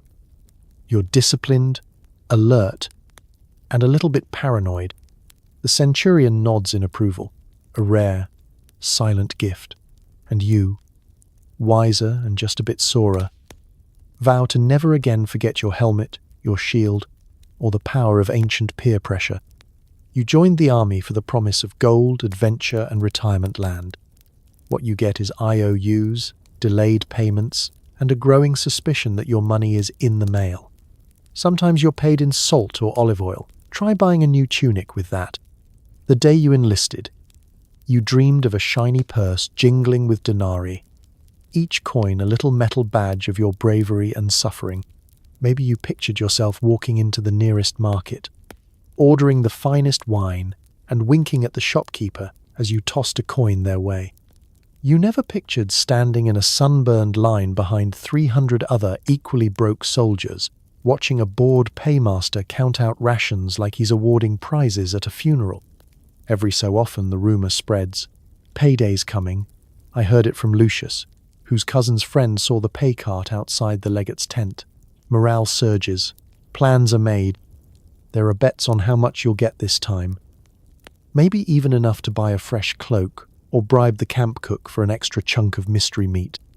The closer payday comes, the more the entire camp vibrates with anticipation. Gaius starts a tab with half the tent. Marcus promises to repay you for the socks he borrowed, and Publius claims he's retiring as soon as he gets his bonus. When the big day arrives, you queue up, clutching a battered wooden token that supposedly represents your service and honesty. The paymaster, a man with the emotional range of a paving stone, sits behind a desk piled with scrolls, wax tablets, and enough sand to start a beach. He calls your name, squints at your face, and then flips through a list with all the urgency of a snail in a nap contest. If you're lucky, you receive a few battered coins, maybe even the full amount you're owed, minus the deductions for replacement armor, canteen losses, and the ever-mysterious administrative fees. If you're less lucky, you're handed an IO written in a script so wobbly, you wonder if the paymaster wrote it during an earthquake. Don't worry, he says. The money's coming. The Empire never forgets. You nod, smile weakly, and walk away clutching a slip of papyrus worth less than a promise at the end of a long march. Other times, you receive your wages in kind. Salt is valuable, but it doesn't fit neatly into a coin purse, and try bartering with it the next time you want a haircut. Olive oil is good for the skin, terrible for laundry, and entirely useless for buying a round of wine in town. You imagine showing up at the tailor's stall. 1 tunic, please. Will you accept this half jar of oil and a promise to pay the rest in cheese? It's no wonder most shopkeepers just sigh and wave you away. After the letdown, the barracks are filled with creative budgeting. Soldiers count their coins, pool resources, and form impromptu lending clubs with all the trust and transparency of a back-alley dice game. There's always someone who tries to get clever, Gaius, again, offering to trade 3 spoons and an old belt for half a sausage. You contemplate investing in the future, but by future, you mean tomorrow's breakfast. Retirement land, the great prize, is another myth. The promise of a patch of fertile earth at the end of your service keeps everyone marching, but the reality is closer to a distant swamp in the provinces, complete with extra rocks and local wildlife with questionable attitudes. Still, the dream is persistent. You joke about the villa you'll build, the grapes you'll grow, and the bathhouse with private, pest-free latrines, luxuries that feel farther away than the edge of the empire. Yet, even in the disappointment, there's camaraderie. You and your fellow soldiers mock the paymaster, trade IOUs like collectible cards, and share whatever spoils actually arrive. Maybe tonight's bread tastes a little sweeter with company, and maybe tomorrow the next rumor will bring new hope. After all, in the Roman army, the real payday is making it through another day, IOU or not. It's time to impress the locals. You polish your armor, form up in perfect lines, and parade through town while trying to look fierce and ignore the blister that's about to eat your foot. Applause is mandatory. Dignity is optional. Parade duty is the Roman army's answer to show business. Instead of dazzling costumes and fireworks, You get shiny helmets, the rhythmic clank of metal, and the satisfying knowledge that every small child is pointing at your knee-high sandals and asking their mother if your skirt is supposed to be that short. You stand in formation, squinting at the sun, wondering which is going to give out first, your knees, your feet, or your last shred of pride. Preparation starts the night before. Armor is scrubbed to a half-hearted gleam with whatever supplies haven't already been bartered away for bread. If you're lucky, you've got a rag. If you're less lucky, it's your own tunic. It's a race to see who can make their shield the shiniest, the least dented, and the least likely to attract the centurion's motivational comments. Some soldiers invent new techniques for covering up old scratches, including dirt, spit, and what you sincerely hope is just river water. As the big day arrives, you line up with your unit, jostling for a spot that isn't directly in the path of a particularly enthusiastic standard-bearer who has been known to knock over the front row during especially sharp turns. The centurion stalks up and down the line, barking orders and offering fashion advice, mostly variations of "stand straighter," "wipe your nose," and "try not to look like you're thinking about lunch." The parade route winds through town, past rows of shopkeepers pretending to be impressed, kids darting under the ropes for a better view, and matrons loudly discussing whose son looks the handsomest. You're supposed to march with the crisp precision of a Roman statue, but after the first mile, most of the cohort is limping, sweating, and doing mental calculations about whether it's worse to trip over your own sandal or faint in front of your entire hometown. Still, there's a strange kind of pride to it. You can see your reflection in someone's bakery window, helmet askew, face flushed, but standing tall and moving in step with hundreds of other men, all equally committed to the illusion that this is exactly how you want to spend your Saturday. Every so often, the band tries to strike up a tune, but it mostly sounds like someone dropped a crate of tin plates down a well. The townspeople cheer anyway, waving olive branches and tossing the occasional fig. You try to look both grateful and hungry at the same time. And then there's the blisters. Marching on rough cobblestones with new or freshly polished sandals is a recipe for disaster. With each step, you feel the gentle, persistent reminder that your right foot is now home to a blister roughly the size of a copper coin. By the halfway mark, you start naming your blisters and imagining their future careers. Will they make it to general or retire after today's performance? Applause follows you down the street, but so do the hawkers, eager to sell you lukewarm wine, questionable cheese, or Lucky Charms against bad marching luck. You'd buy them all if you could, but parade pay isn't any better than regular pay, so you settle for a smile and another prayer to Jupiter that the route is almost done. The parade finally ends in the main square, where you stand at attention for speeches about the glory of Rome, the honor of service, and the importance of clean sandals. You try to listen, but mostly you dream about sitting down. When the dismissal comes, you limp back to camp with the rest, your blisters now veterans in their own right. Parade duty, where style is forced, suffering is mandatory, and everyone is watching, including, unfortunately, your blisters. But at least, for a few moments, you look the part of a true Roman hero, even if you're limping off stage as soon as the crowd turns away. Some genius forgot to clean their sword, so the whole century is on punishment detail. Extra drills, extra chores, and extra yelling. Teamwork means suffering as a group and plotting revenge with passive-aggressive bread sharing.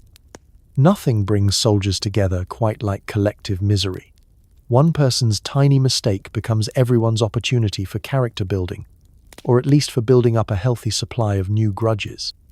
This morning you find yourself lined up with your entire unit, all because someone, nobody's naming names, but everyone is side-eyeing Gaius, managed to present a sword with enough rust to qualify as an archaeological artifact. The centurion is delighted. For him, group punishment is the Roman answer to team bonding. For you and your comrades, it's the start of an endless relay race of extra duties. First up, drills. The centurion orders the group through an array of formations, marching, turning, running, and then, for fun, running some more. The logic is clear. If one person slacks off, everyone pays. The result? Dozens of men shuffling around in synchronized exhaustion, feet pounding the dirt, sandals flapping out a rhythm of shared suffering. After drills, it's on to the chores. Latrine duty, camp sweeping, and filling in every hole and rut in the road, no matter how small or how recently you'd hoped to nap in it. The theory is that you'll learn responsibility. The practice is that you and your tent mates become expert ditch fillers and grass flatteners, all while quietly debating the best way to accidentally swap someone's bread ration with a rock.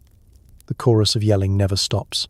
The centurion's voice echoes across camp, his shouts punctuated by the weary grunts of the punished. "Faster! Straighter lines! No smiling!" You're too tired to even be annoyed, and the only thing keeping you upright is the knowledge that you're not alone. There's a certain comfort in group suffering. You can't quite muster up enough energy to be properly mad at Gaius. Instead, you all simply grumble in unison, practicing your best passive-aggressive glances and sharing bread that's been very pointedly not warmed by the fire. In between chores, you plot your revenge. Nothing serious, of course. Maybe you'll forget to warn Gaius about the muddy patch by the tent. Perhaps you'll accidentally pass him the smallest piece of cheese at dinner, or make sure his sandal ends up mysteriously swapped for one that's 2 sizes too small. Roman camaraderie, equal parts loyalty and low-level sabotage. Evenings on punishment days are quieter. By the time you're released, you're too worn out for much more than a grumble and a half-hearted story about the time you were almost promoted.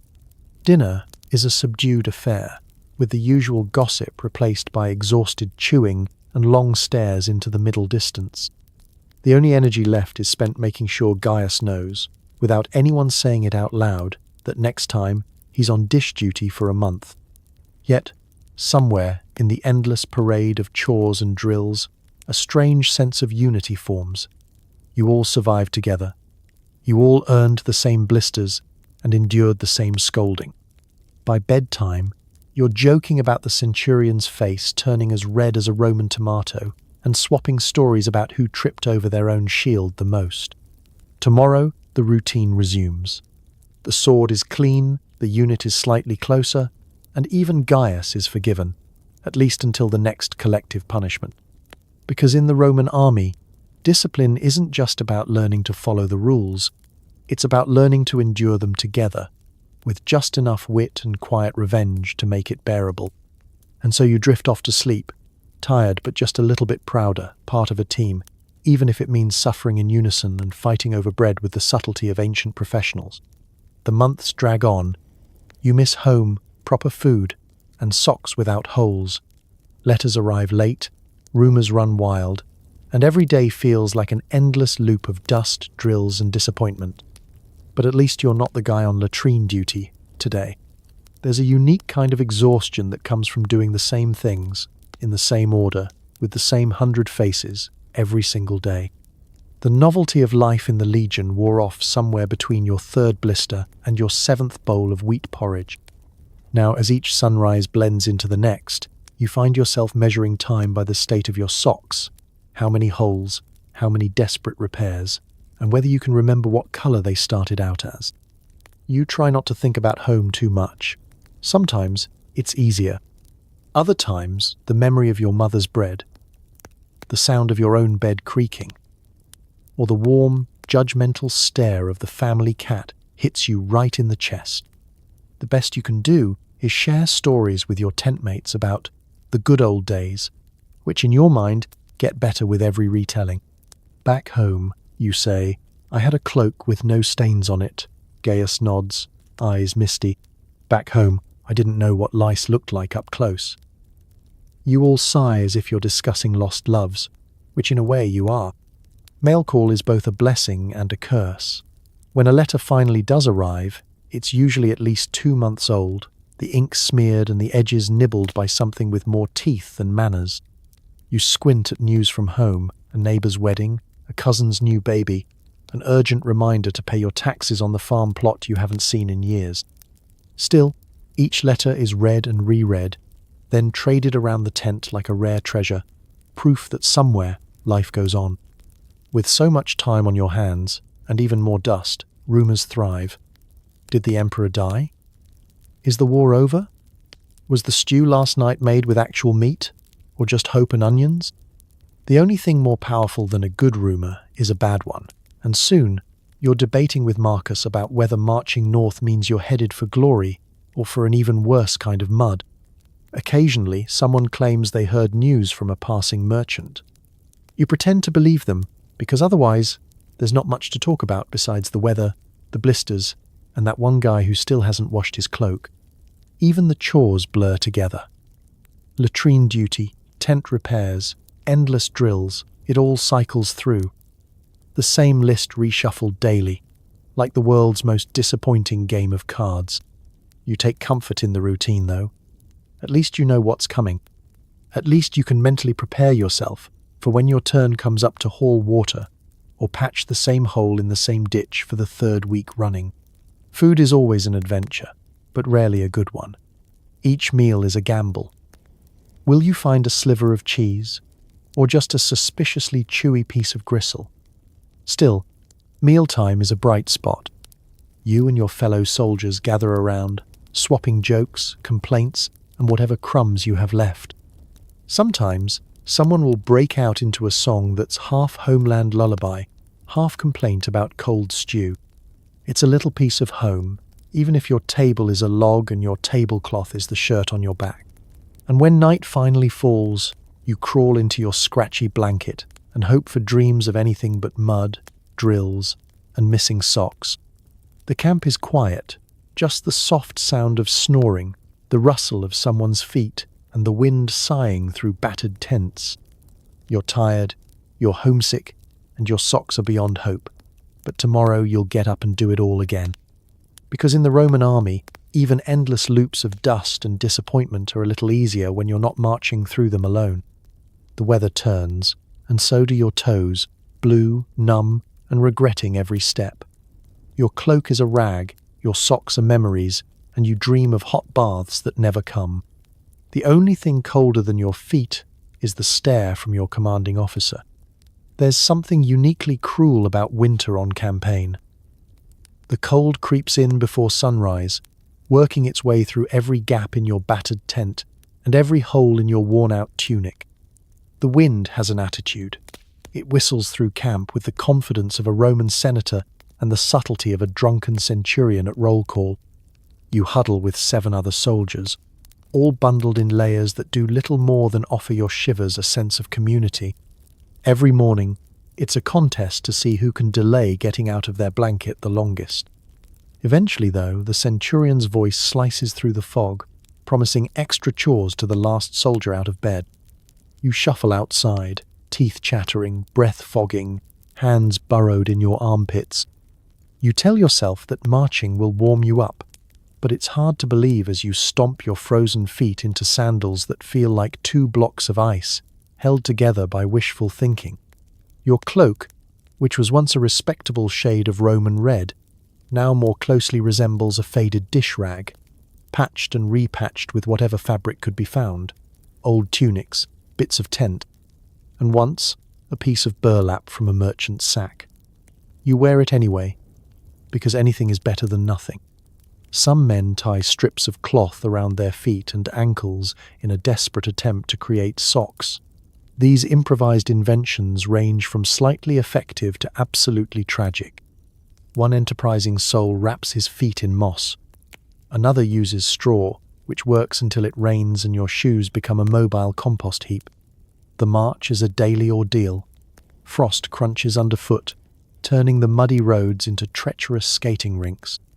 You move in a kind of shuffling dance, careful not to slip and give the centurion an excuse to assign you ditch-digging duty. Occasionally, you see someone's breath freeze on their helmet, creating a festive, icy fringe. If you're lucky, the sun comes out just long enough to remind you how little warmth it actually provides. Camp life in winter becomes a survival challenge. Fires are treasured, fiercely guarded against the wind and the occasional sudden downpour. You and your tent mates crowd around the flames, elbows in ribs, trying to get close enough to thaw your fingers without setting your cloak on fire. A delicate balance only learned after several singed hems and one dramatic, smoky incident involving Marcus's beard. Meals don't help. The porridge is colder than your mood, the bread is harder than your resolve, and the wine is, tragically, never hot. Some evenings, you close your eyes and try to remember the feeling of warmth, a real bed, a steaming bath, a loaf of bread that didn't double as a brick. The memory only makes the present colder. If anyone gets sick, the medic's best advice is to stay warm, a phrase so ironic it's become the running joke of the season. Next time, I'll just ask the gods for a fur coat, Gaius mutters as he wraps another threadbare rag around his neck. Even the lice slow down, too cold to bother making your life miserable. Small mercies. And through it all, the commanding officer stalks the camp, cloak billowing, eyes narrowed against the wind. His gaze is the only thing colder than the weather, a reminder that the rules don't change just because your fingers have turned into popsicles. Night brings no relief. You curl up, as close to your tent mates as social etiquette allows, every limb aching for warmth, every thought drifting to spring. In your dreams, you're home, your feet by a fire, your hands wrapped around a mug of something hot and sweet. You wake to another icy dawn, ready to do it all again. Because in the Roman army, winter is just another battle, and your only weapons are stubbornness, scraps of wool, and the faint hope that tomorrow will be just a little bit warmer. The horn sounds. It's battle time. You line up, heart pounding, knowing that your training involves a lot more marching than actual fighting. Your armor pinches, your sword feels heavy, and suddenly you'd give anything for one more boring day of latrine duty. There's a moment before every battle, long, excruciating, and filled with second thoughts, when you stand shoulder to shoulder with your fellow soldiers, gripping your shield so tightly your fingers go numb. The centurion paces the line, barking words of encouragement that sound suspiciously like thinly veiled threats. Your mouth is dry, your feet are cold, and you're trying not to look at Gaius, who is already sweating through his helmet and muttering prayers to every god he can remember.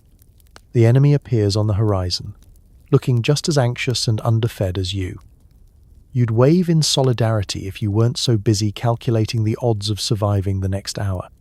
All that time digging ditches and scrubbing armor, and now you're supposed to remember every move from training.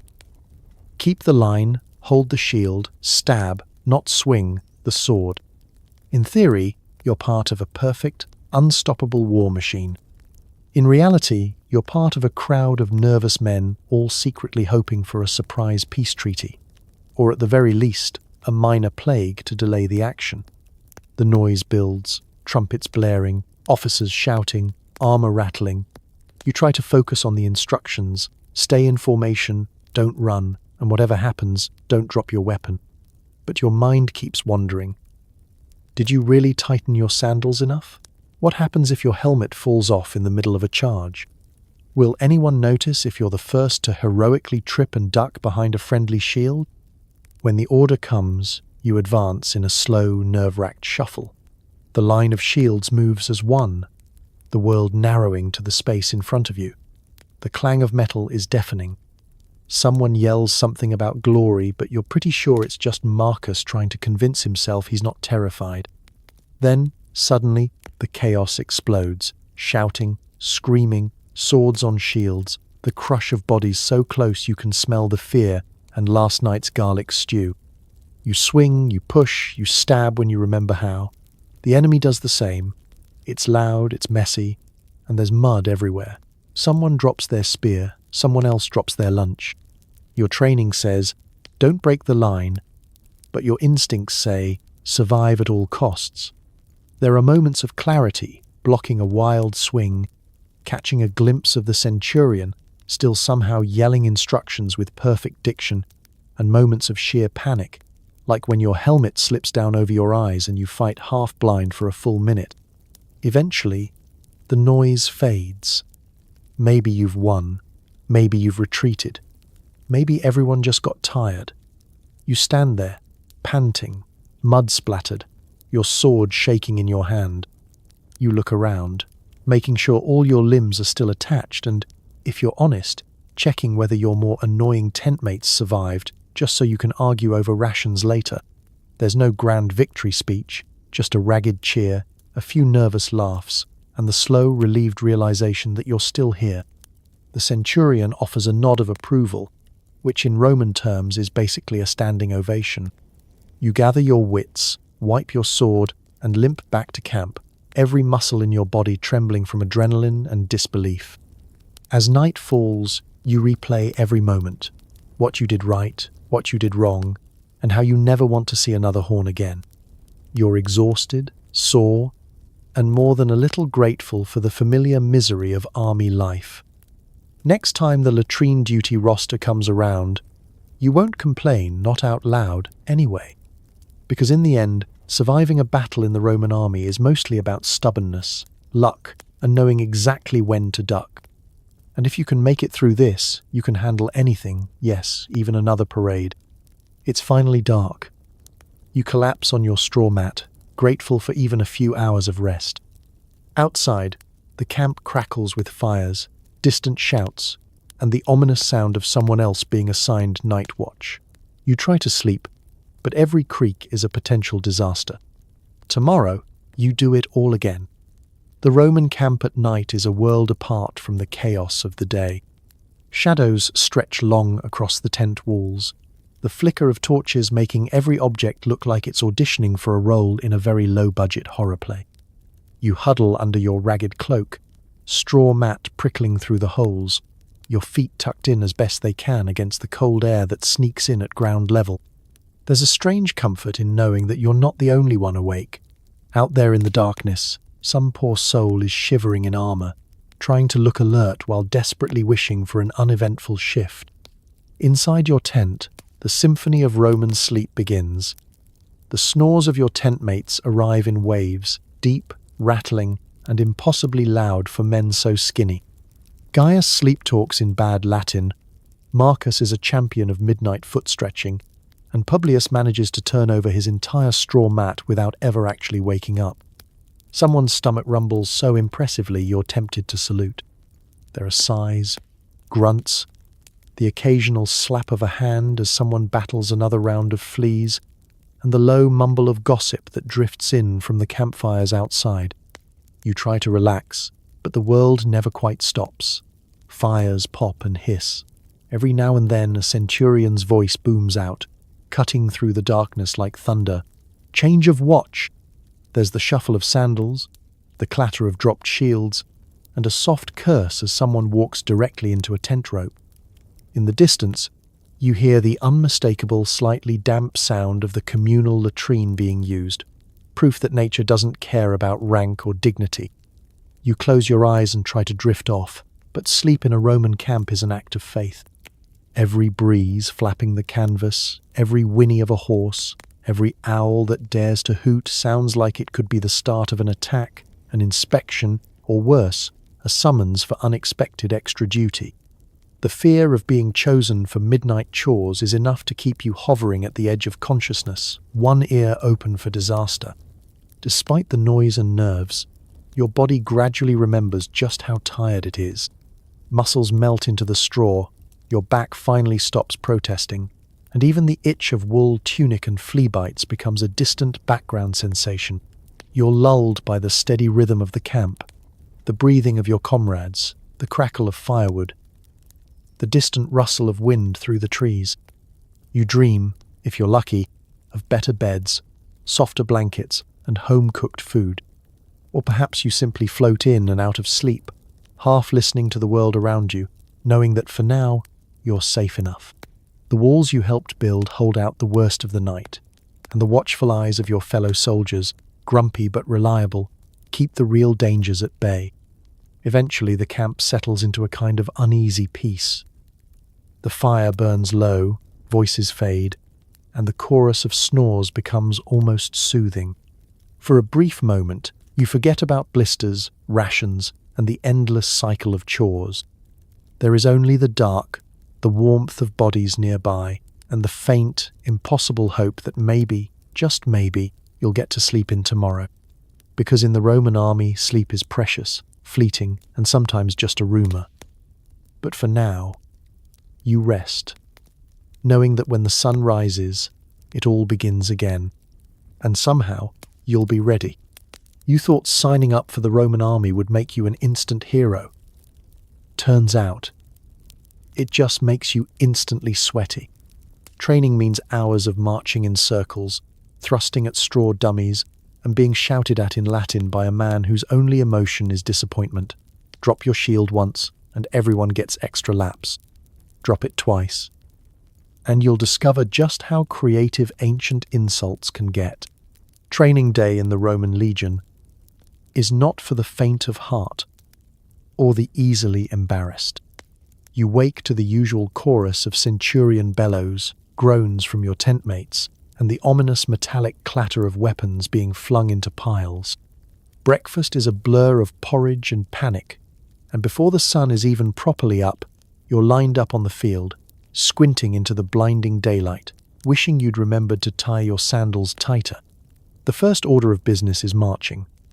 Lots and lots of marching. In straight lines, in circles, in rectangles so sharp you suspect the centurion has a secret career as a geometry teacher. You practice turning, stopping, starting, and then doing it all over again until even your blisters have blisters. You try to keep your formation tight, eyes forward, shield up, but every time someone stumbles, usually Gaius, the centurion lets loose another tirade about the glory of Rome and the tragedy of poor footwork. Then it's on to weapons training. You're handed a wooden sword and sent to attack a straw dummy with all the enthusiasm of a man swatting a particularly resilient fly. The goal is to perfect your thrust, not your swing, which means you spend most of the morning poking at straw until your arm goes numb and your dummy looks more disappointed than defeated. Some soldiers get competitive, trying to decapitate their dummies in one swing. Others, mostly the new recruits, manage to trip over their own swords and fall face, first into the practice sand. And through it all, the centurion is there, prowling the rows, offering encouragement in the form of rapid-fire corrections and insults that somehow sting more than the sunburns. His favourite phrase is, "Again, but do it properly this time." He has a special vocabulary reserved for shield droppers, a poetic blend of Latin and sheer exasperation that can be heard echoing across the field long after the drills are done. Mistakes are a group experience. If one man falters, everyone pays. The logic is simple. You succeed together, you fail together, and you all get to do another round of laps when Marcus drops his spear for the third time in an hour. Teamwork is forged in sweat, confusion, and shared suffering. You might not get it right the first, second, or 10th try, but by the end of the day, you're moving in something vaguely resembling unison. There are brief moments of respite. Water breaks, spent gulping tepid water from battered skins. A scrap of shade that feels like paradise. And, if you're lucky, a chance to lean on your shield and pretend you're not about to pass out. Conversation is limited to gasps for air and half-hearted jokes about who looks the worst. You bond over shared misery, sunburns, and the realization that no one, not even the centurion, is immune to the occasional voice crack. When the drills finally end, you're left with aching limbs, bruised pride, and a newfound respect for anyone who ever called themselves a legionnaire. You limp back to camp, sand stuck to every crevice, muscles twitching with the promise of tomorrow's soreness. The only consolation is knowing that everyone else feels exactly the same. Because in the Roman army, heroism starts with 1,000 mistakes, 1,000 blisters, and the knowledge that dropping your shield is never the end, just the beginning of another round. Sleep tight, rookie. Training day comes again all too soon. Dinner tonight is a rare delicacy. Suspicious fish stew. Is that a bone, a scale, or an ancient Roman dental filling? Nobody knows. The stew bubbles ominously, occasionally making a noise that suggests it's plotting revenge. If you survive dinner, congratulations, you've earned the right to complain about it for the next 3 days. Food poisoning is just another way to skip drills. The Roman mess tent is a place of wonder. If your definition of wonder includes culinary fear and the gentle sound of 40 soldiers collectively losing hope, the cooks operate with 3 main ingredients: whatever they found near the river, anything that didn't crawl away in time, and the indestructible chunks of old bread left over from breakfast. You approach the stew pot with caution, eyeing the surface for any signs of movement or bubbles that are a little too enthusiastic. Tonight's main attraction, fish stew, is something you've heard about in campfire stories, always with a shudder and the phrase, "Well, at least it wasn't the goat stew." The fish itself is a mystery. No one remembers seeing any fishermen, and the nearest body of water is suspiciously devoid of actual fish. Nevertheless, the pot is full, the smell is, let's say, distinctive, and the line is moving forward whether you like it or not. You ladle out your portion, careful to avoid the biggest floating object, which might be a vegetable or, more likely, a piece of ancient Roman kitchen equipment. The stew is thick, greyish, and studded with mysterious chunks that resist all attempts at identification. Every mouthful is an adventure. Sometimes you hit a patch of unidentifiable mush. Other times your teeth crunch down on something that might once have been alive. Is it a bone? Is it a scale? Is it an artifact that should be reported to the nearest museum? The answer is always, keep chewing, and don't make eye contact with the cook. Around you, your fellow soldiers make the best of it. Marcus claims he can taste at least 3 different types of riverweed. Gaius swears he found an entire fish head in his bowl and is currently debating whether it counts as good luck or a sign to skip seconds. Publius has taken to stirring his stew with his bread in the hopes of soaking up enough liquid to disguise both taste and texture. There's a kind of unspoken camaraderie as everyone tries, and fails, to look brave in the face of dinner.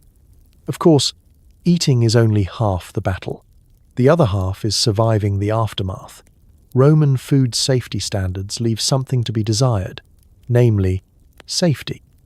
It's a well-known fact that if your stomach makes it through the night without protest, you're practically a medical marvel. Soldiers trade stories about their closest encounters with food poisoning. Remember that time Gaius turned green for 2 days? Yeah. But at least he didn't have to do latrine duty. Sometimes, a bout of food poisoning is almost welcomed. Nothing gets you out of morning drills faster than a midnight dash to the latrine. Just make sure you're the first one there. The medic might offer you a cup of watered wine and a bit of advice, but mostly you'll be told to walk it off, even if you can barely walk at all. By the end of the meal, you've bonded over mutual suffering.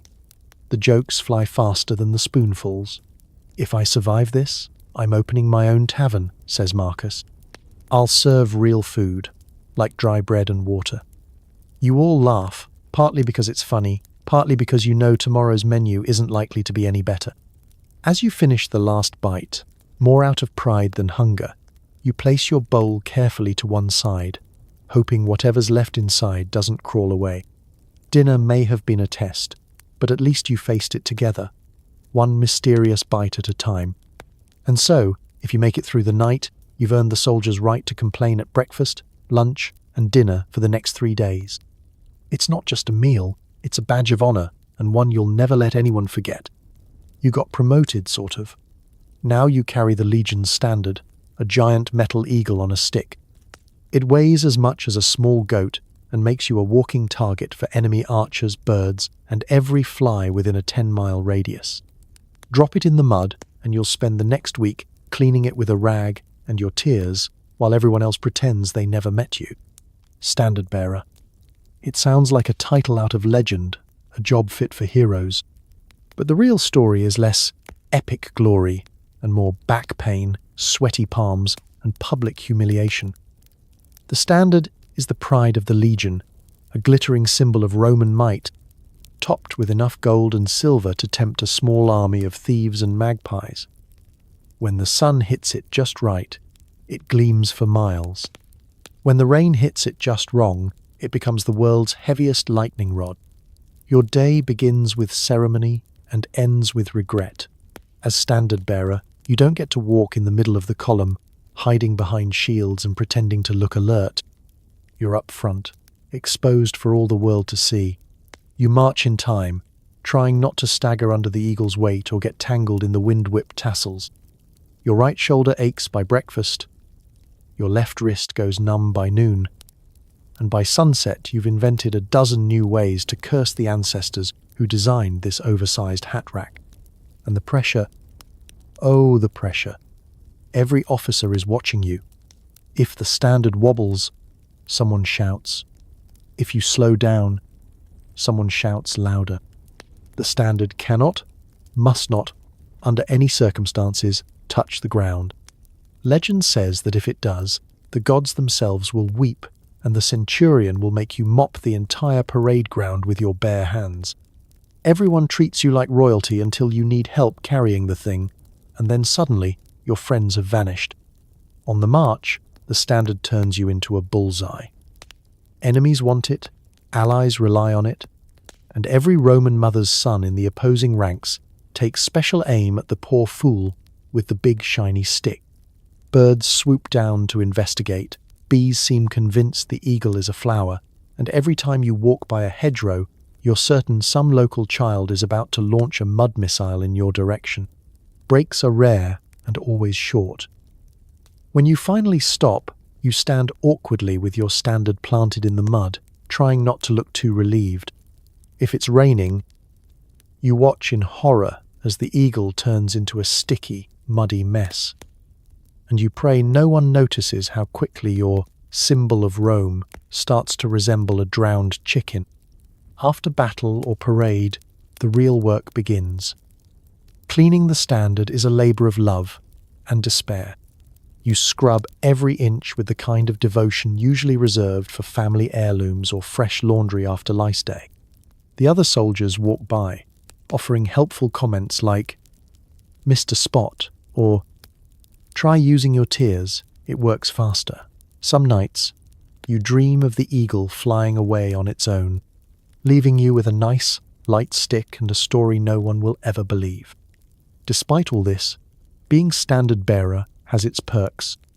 You're the first to see the road ahead, the first to spot the cook's smoke signal at camp, and, occasionally, the first to be offered a drink in exchange for not standing too close to anyone during dinner.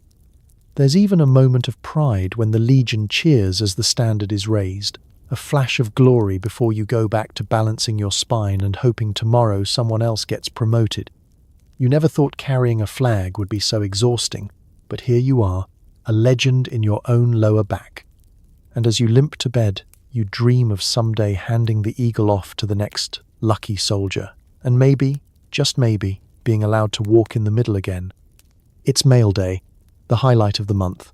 You crowd around, hoping for a letter, a care package, maybe a pair of fresh socks. Instead, you get a scrawled note from your uncle about his new goat, a reminder to pay your taxes, and a stale cake that doubles as a weapon. At least your family still remembers you, unlike the centurion, who can't remember your name. Mail call is the only time you see every soldier in camp truly wide awake, eyes bright with hope, posture suddenly perfect. The camp courier arrives with a battered satchel and the solemn air of a man who knows his audience is seconds from forming a riot. He calls out names, some mispronounced, others trailing off as he tries to decipher handwriting that looks like it was written during an earthquake, or possibly by the goat mentioned in your letter. You jostle for position, trying not to look too eager while sneakily elbowing Marcus out of the way. Every time your name is called, it's like winning a tiny, personal victory against time and distance. The anticipation is half the fun.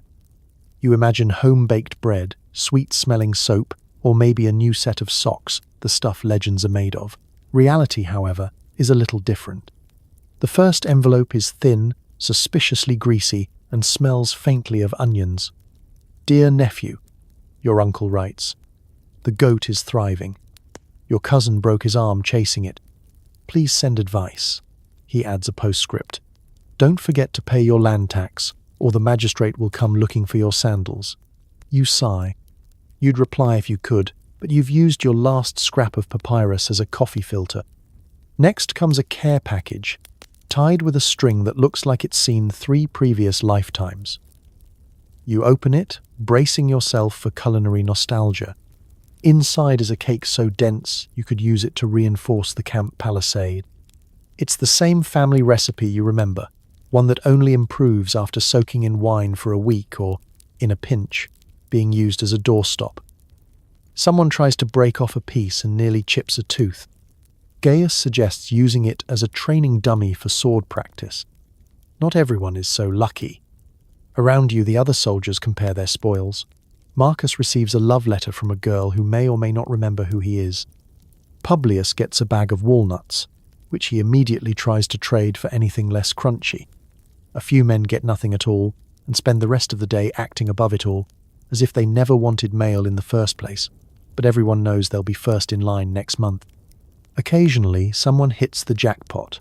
A bar of soap, a pair of socks, or even a small wedge of cheese that still resembles cheese, and not a science experiment. The winner is instantly the most popular man in camp. The rest of you gather around, making polite inquiries about how strong the soap smells or how thick the socks are, all while plotting the most subtle way to borrow them when he's not looking. After the packages are opened, the letters are read and reread, every smudged line and inside joke pored over, until the papyrus feels as worn as your marching boots. For a few moments, you're not just another soldier. You're a son, a brother, a friend, someone with a home and a family who, despite the questionable care packages, still remember you exist. When it's all over, you tuck your treasures away, store the cake for emergencies, like if the camp is ever attacked by wild animals or runaway carts, and return to the daily grind. The centurion yells your name wrong again. But it doesn't sting so much, not when you have a letter in your pocket, even if it's mostly about goat drama. Because in the Roman army, hope arrives in small, lumpy packages, usually late, sometimes stale, but always better than nothing. So, here we are at the end of another long, dusty Roman day. You've survived the blisters, the boredom, the blaring horns at sunrise, and the mystery meat that may or may not have been invented by accident. You marched, you built, you dug, you scratched, you prayed, and you waited for a payday that never quite came. You even shared your bed, your bread, and your lice with the finest group of strangers the Empire could muster. Take a moment to reflect on the weird resilience of the people who lived this life for real. Soldiers who trudged through rain, mud, and heartbreak, all for a handful of coins, a plot of land, and the vague hope that someday someone back home would actually write a decent letter. Their lives were hard, absurd, and often hilariously unfair, but somehow they kept showing up, strapping on that armor, and marching out into the unknown every single day. So tonight, as you tuck into your soft bed with clean sheets and a pillow that doesn't bite back, maybe give a quiet nod of thanks to your ancient predecessors. You don't have to worry about digging a ditch before you can sleep, or eating breakfast that looks back at you, or defending your last clean sock from a determined centurion. No matter how tough your day was, at least your shower isn't a freezing river shared with 50 guys and one ambitious frog.